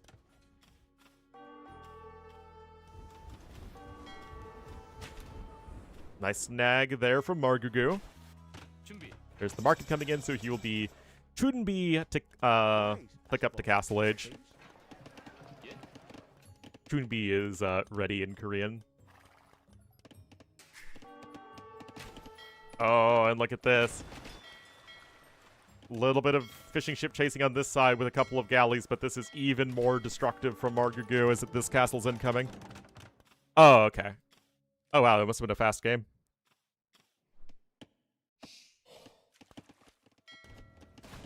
Gets the snag there.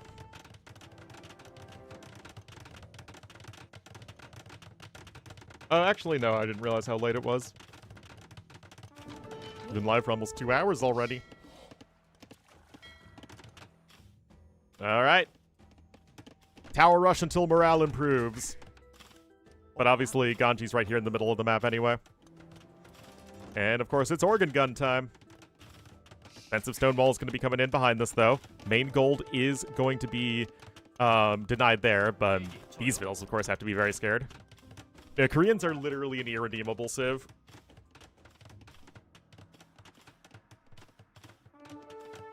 Their monks are not very good. I mean, you have Sanctity, Fervor, and block printing, which is something, but... and Theocracy, I guess. But, yeah, no Illumination, no Heresy, no Atonement, no Redemption.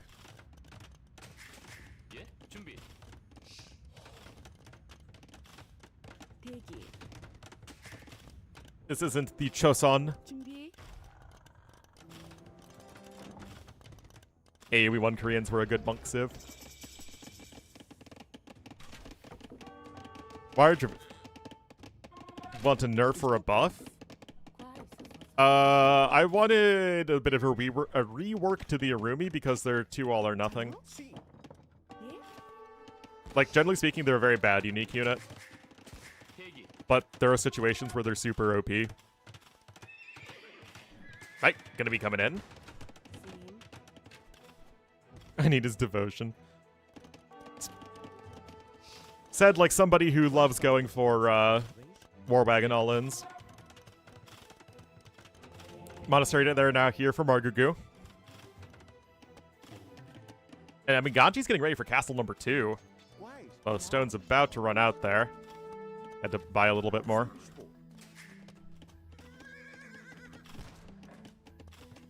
Oh, repairs. There it is, castle number 2.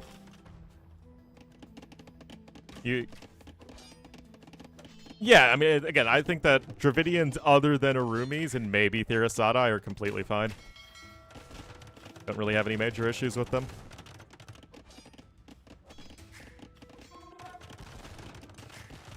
It's hard to say with Therasatai, though, because, again, the water rework is incoming.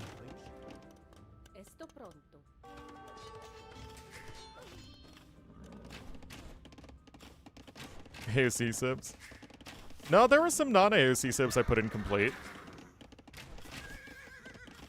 To get to a good set? Yeah. For sure. Well, they were nowhere near as gimmicky as some of the other ones. Like, Bengalis and Gurjaras are both way more gimmicky than the Dravidians are, or Hindustanis.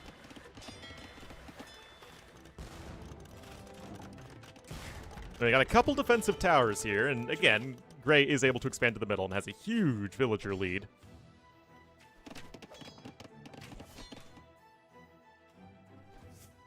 Action. Yeah, those were definitely the big changes the Civ needed at launch. Because remember, they did not have bombard cannons at launch, and they did not have the siege discount, both of which were integral to making the Civ good. Bombard cannons allowed the Civ to not just get obliterated by enemy siege, and the siege discount helped them win Mangonel wars more efficiently in Castle Age, which they also needed.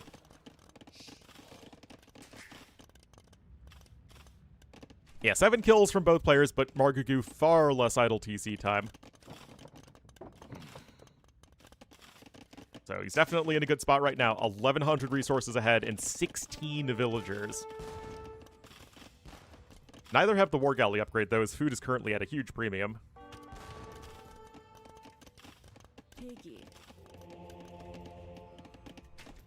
Oh, Galley's being a bit annoying over here for sure.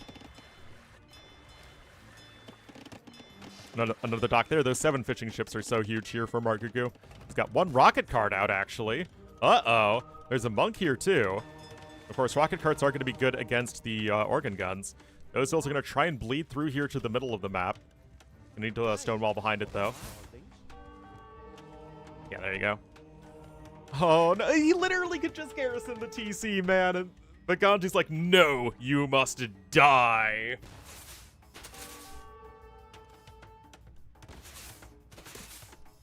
Feels bad, man.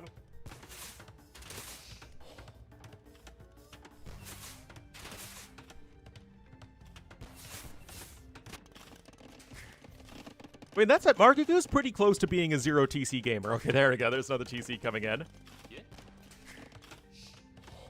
And neither player is remotely close to the Imperial Age, so Margougou's resource lead doesn't really matter all that much at the moment. 3 galleys and 3 fire galleys, 2 3 fire galleys. Ganji still has a scout alive, which is cute.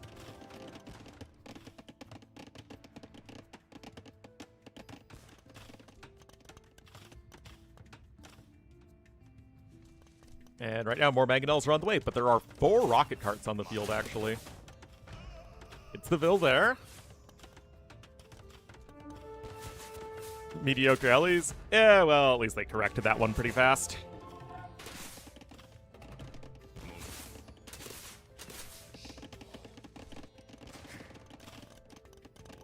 I mean, I kind of get the idea that they didn't want to just keep on adding Bombard Cannon to more and more civs, but Dravidians are kind of a civ that need it.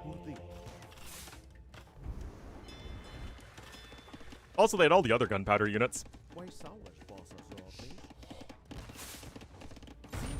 Alright, some organ guns are here. That's 1 rocket cart down. And 2 rocket carts down. Very good micro here for Ganji.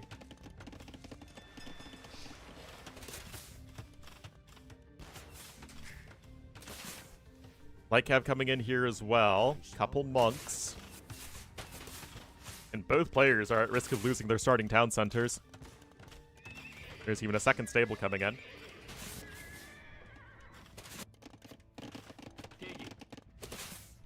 Note that Blue basically has no food income. He's got no fishing ships and no farms.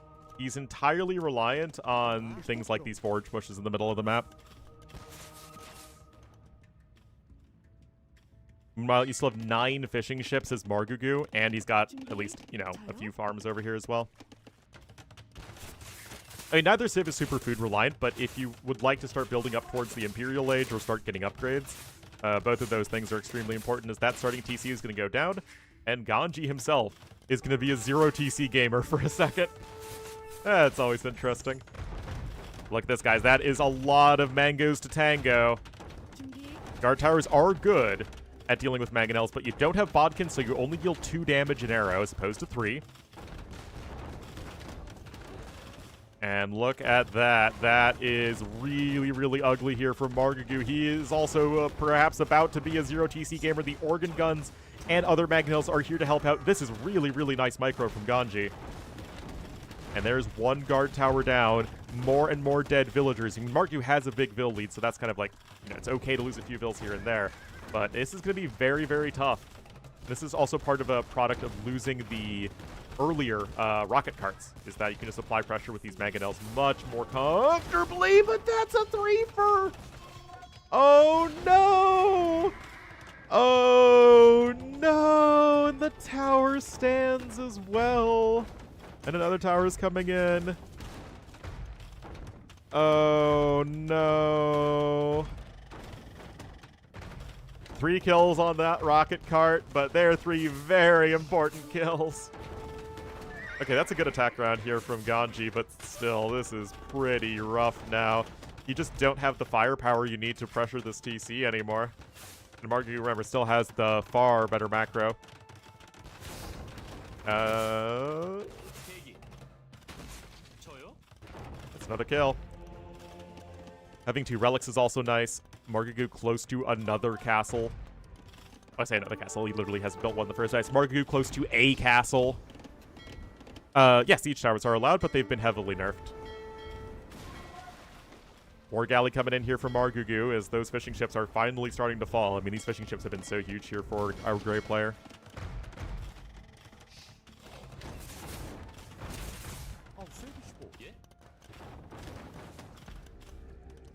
Lots and lots of guard towers here, so not like Ganji's going to be reclaiming much of his base anytime soon. What nerfs? What nerfs? Oh. 1 for 1 there. I mean, at the very least, it looks like you're going to be able to force an ungarrison there on the monastery. But you still have 3 rocket carts here as Margougou is not shirking that production, and even another siege workshop is coming in. Yeah, I mean, Rocket carts and mangonels are literally the #1 counter to this unit.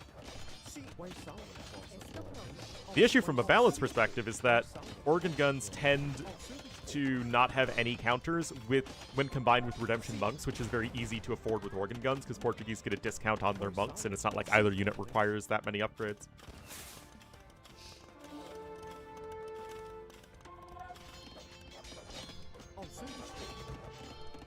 Competent, they need map script nerfs.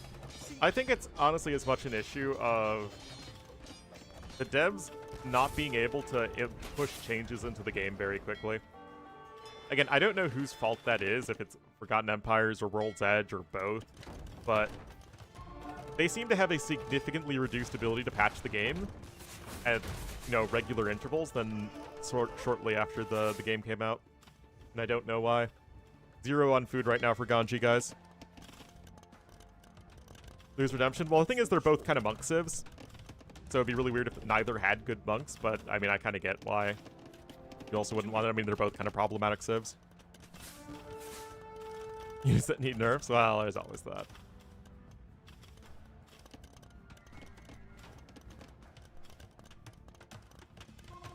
Shouldn't be.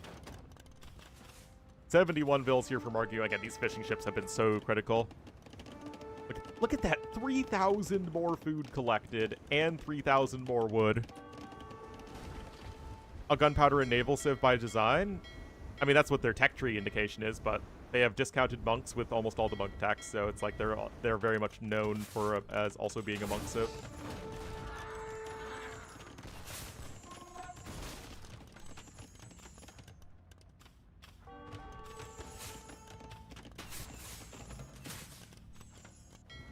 Alright, here we go. Another castle incoming. Thing is, Margougou in theory could just drop a TC right where all these guard towers are, and then actually use... Oh my goodness, I thought that could be a Tim castle for a moment. But yeah, I mean, that is the Imp TC. There's literally only one TC. It's 1 rocket cart to 3 mangonels.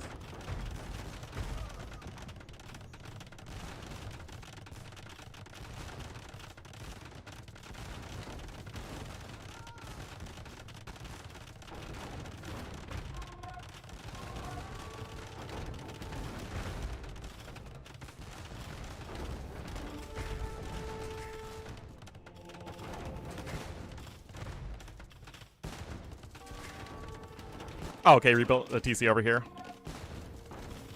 Yeah, there it is. Oh, and Lycav coming in here as well.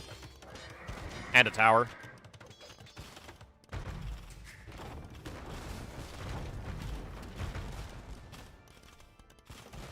But, yeah, I mean... Mangonel gonna go down.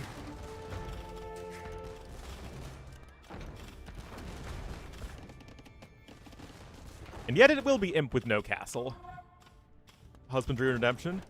I mean, I would personally just start with Husbandry and see where that goes, but, I mean, it's certainly an option. Portuguese are less of a monk civ than Bohemians are, who are very explicitly a monk civ.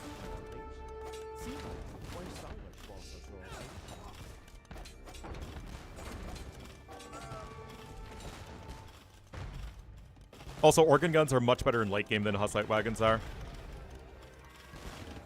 Just to get keeps. I mean, the keeps are good and all, but now you have no gold income. Oh, you have 1 relic somewhere. And Ganji's starting to get those upgrades, but Ganji has only 18 vills. He only is collecting stone. Oh my goodness.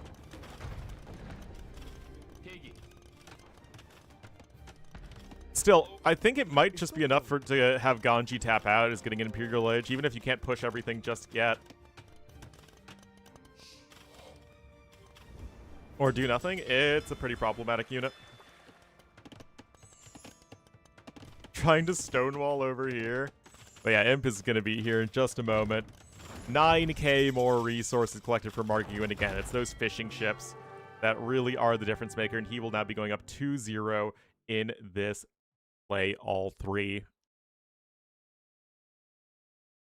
But yeah, I mean, over double the food collected, 50% more wood collected, and then almost as much golden stone collected.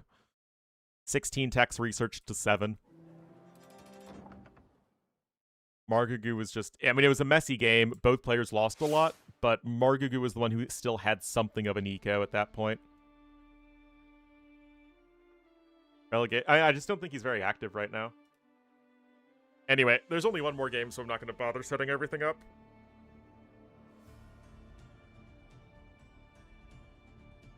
Yeah, I think Ganji was a platinum player at one point. But you gotta stay active if you want to be top of the AoE 2 world.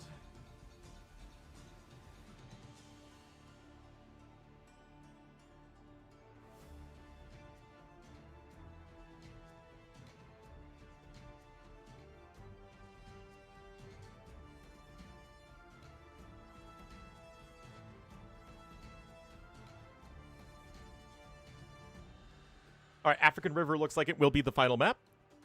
Anyway, I'm getting more coffee.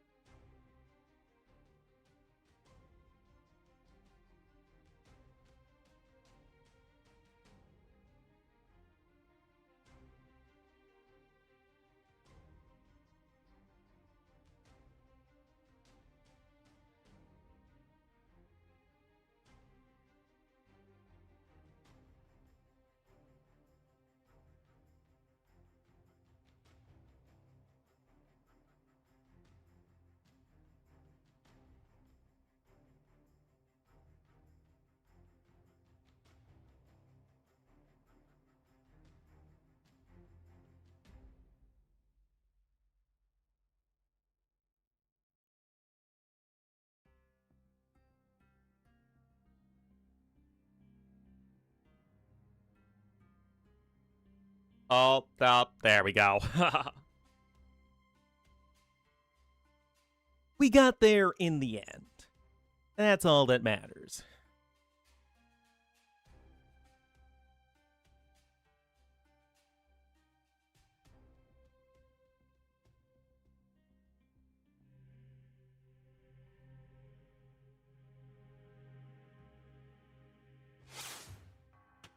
All right, guys, here we are. Game number 3.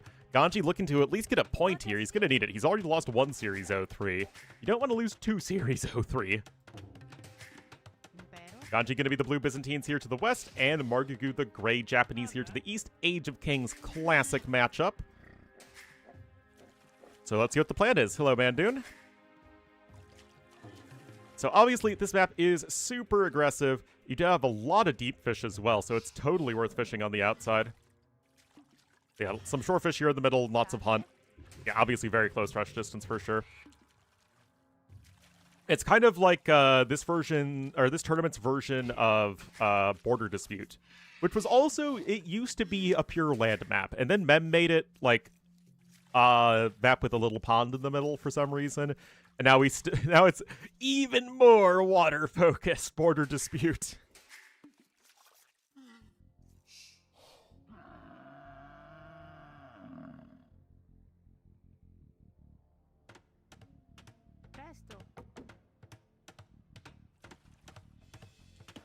Oh, going over to wood there, going over to wood here.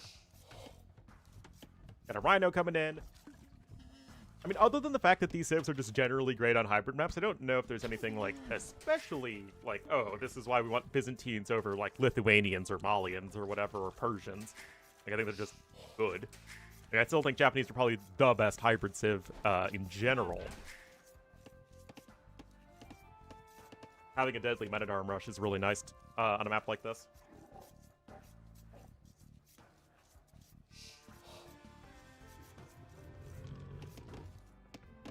Is in the game? It is.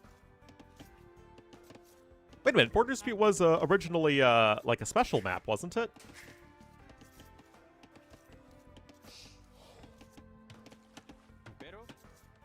I mean, Ganji with 5 on wood right now.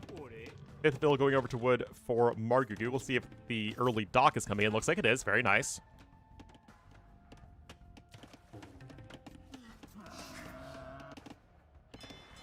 Building the dock over there. I guess he just wants to be as close to the fish as possible. But dock is basically actually coming in a little bit faster for Ganji as the Byzantines player. So the timing is still a little off.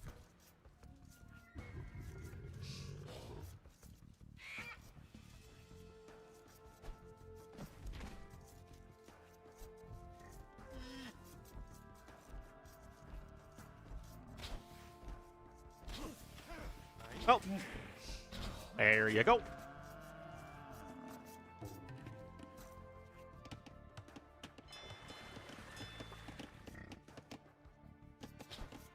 Fishing ships are on the way for both players. And everything is just going dandy thus far. Both have docked on opposite sides of the map, so it's not going to be like a super close rush distance on the water. In fact, it's going to be quite far for those fire galleys to travel, which is going to, I think, benefit that more men-at-arm focused play that Japanese can do so effectively. Because if anything, Byzantines want it to be like full fire ship, right? So they can get their fire ship bonus and really have that as a major advantage. Or if on the land, just defending with a few skirmishers and spearmen.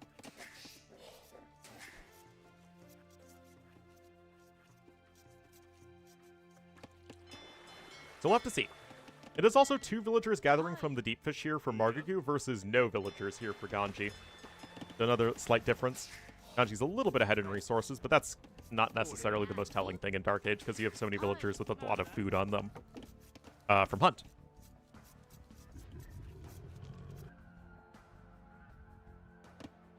So we will have to see Loom coming in for both players. 1 second idle time for Ganji. Clearly he is a big noob.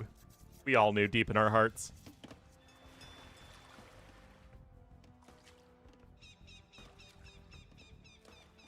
In our heart of hearts, we knew it to be true.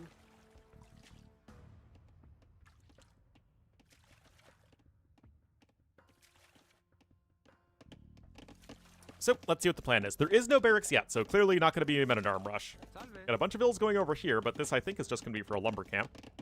But, like, it's kind of interesting, guys. Why didn't he just build one over here?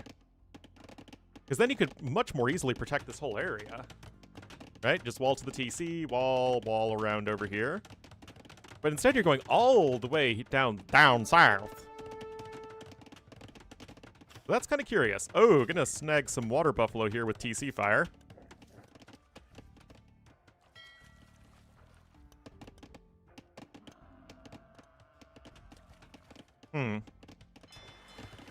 What's the next step in your master plan? Also, it's going to be like a delayed men-at-arm rush here for Margougou. Again, as the build probably would like to be a little bit faster, but still, the men-at-arm rush that hits late is better than the no men-at-arm rush at all, or something. And as far as I can tell, oh no, Scotty does know. I mean, he knows about the barracks. He doesn't know about the men-at-arms, although it's Japanese, you can probably guess.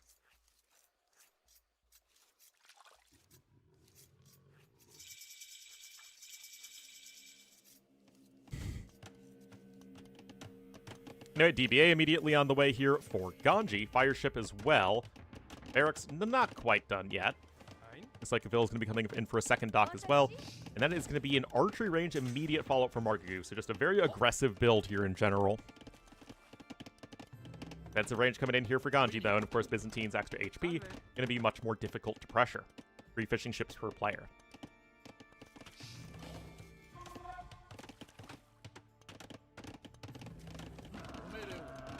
Oh, made a wall. Yeah, I mean, as scary as these Japanese men-at-arms are going to be, those Byzantine defenses are gonna likely last long enough to get these archers out. I mean, unless you're just not paying attention. But he is. It's all good. Dock number 2 gonna be down over there. Gray still very much only on the 1. That scout's actually being very annoying from Ganji. Archer follow-up is incoming, but it is, you know, you have the much closer defenses here from Ganji. It's getting housed, which is not really what you want, though. And Gray's going to be arsing around. Unfortunately, we can't see how much damage the palisade walls have taken, because buildings need to have a damage dealt stat to see how much damage they've taken for some reason. Like, we have it with houses, but we don't have it with walls for some reason. We have it with mining camps, but not walls, so it's impossible to see how much damage a palisade wall has taken, which is a little unfortunate. Anyway, much less idle time here for Margougou, and he got the extra fishing ship out a bit sooner, but we have even more coming in here for Blue, and there is dock number 2 for Margougou. And neither really knows about the other. I mean, you've seen the houses here, so it's certainly a reasonable guess, but you don't know for sure. Anyway, just now going after the Fisky Mothers. Blacksmith coming in now for Gray. And this is certainly a very messy game. Done in my head? Oh yeah, no problem. No problem at all. 0 fire galleys out, though, to 1 and soon to be 2. And Byzantine fire galleys at that.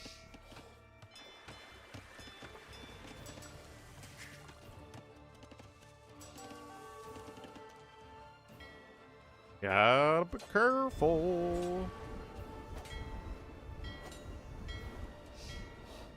Gotta be careful. Oh, Men-at-Arms getting into the chicken coop here, but they are all gonna die. Oh, looks like there was a hole there.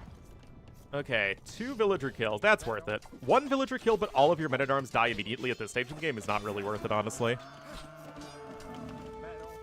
But 2 villager kills is probably fine. It's a very crazy aggressive hybrid map, that's for sure. Oh, but the archers are here, and they have fletching and the high ground. Oh no, Margougou. Or Ganji, the other guy. Don't know why they got them backwards there, whatever. Oh no, 3 kills to 8 deaths at the moment. 7 fishing ships to 4, but 25 to 32 villagers. Margougou doing a great job keeping the idle TC time low. Market's now going to be on the way here for our blue player. No blacksmith yet, though, to speak of. Yeah, currently ranged units just try to defend. And it begs the question, why did you even go over here in the first place? Why not just go over there? Where it's much safer and closer. Ganji selling stone, though. He wants Castle Age. He wants Lodge des Chateaux.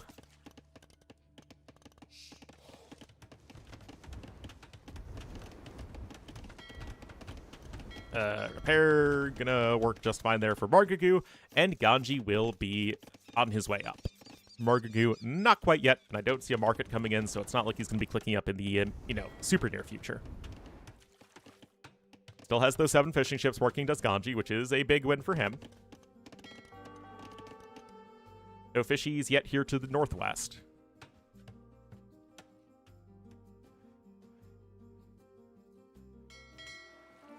To focus on it when it's far flung.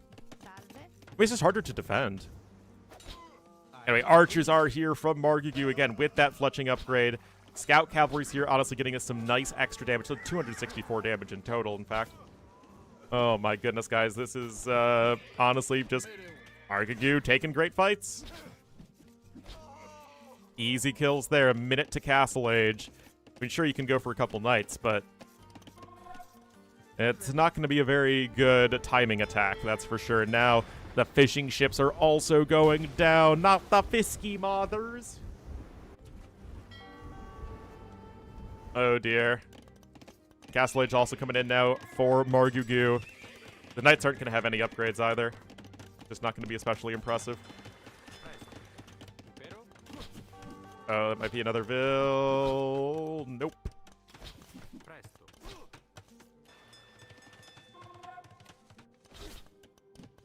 Okay, just now getting scale barding armor in, but you just have so little at this point. You're 500 plus resources behind, get a couple knights on the way, but you just don't have much to speak of in terms of army or economy. Currently 4 fire galleys to 3. But if neither player has a fishing eco, that's good for Margougou because he has 10 more villagers. But look, another lumber camp that would have made more sense than this one. That's rough. I mean, at least like over here, it would have helped protect your foragers.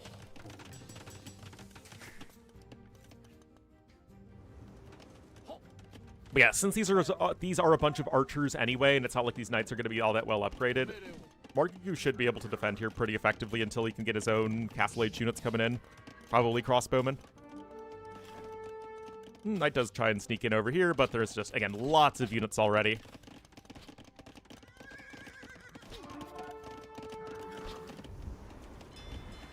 Dock going down.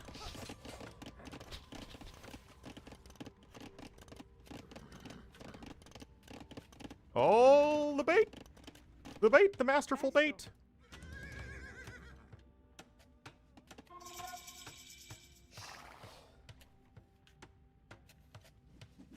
Alright, Siege Workshop is in, but you obviously have a ton of damage to try and do, as those 5 fire galleys, decisive control of water. That said, you are still fishing a little bit for now. Those fire galleys need to be sent over, and they might be doing just that.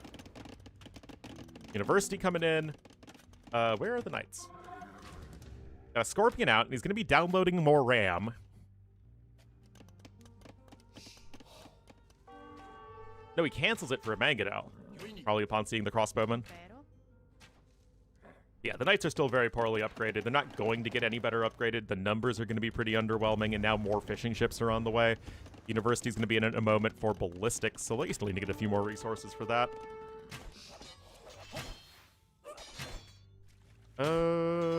Good micro from both players. Still going to be able to clip a lot of those archer numbers. I mean, yeah, it's good micro, though. Is there a monastery yet? There is not. Okay, that's obviously something you wish you had. That's going to be another good hit. This time a demo hit. 3 ranges. You know what that means. It's Cav Archer in time.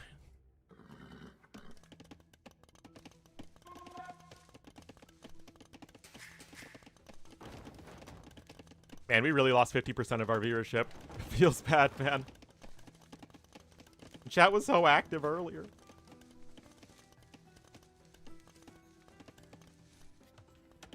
Ballistics coming in.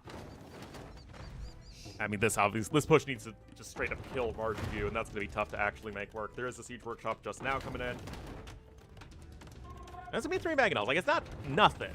This game isn't actually won yet, but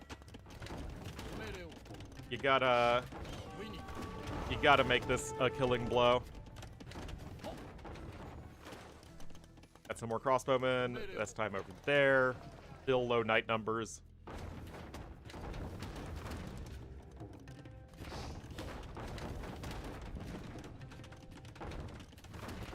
Isn't all that much to talk about in this game. Well, I mean, it's a very dominant showing here from the Goo.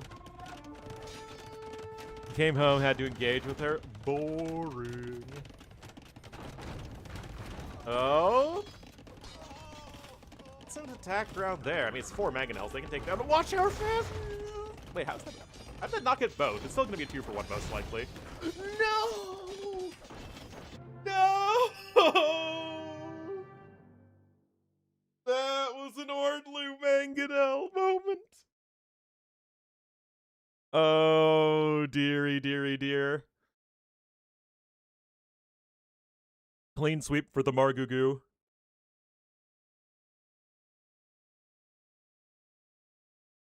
Yeah, definitely just looked like the better player. Rough, man. Didn't get... Yeah, the game ended too fast. Rip Reno.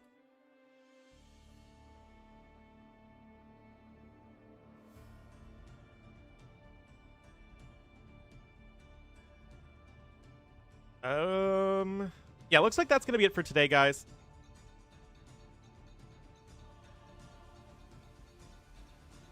I know it's like a lot of shorter streams, but that just seems to be how TTL is working this season. But we'll be back again tomorrow, most likely. So thank you so much for watching, everybody. See you next time.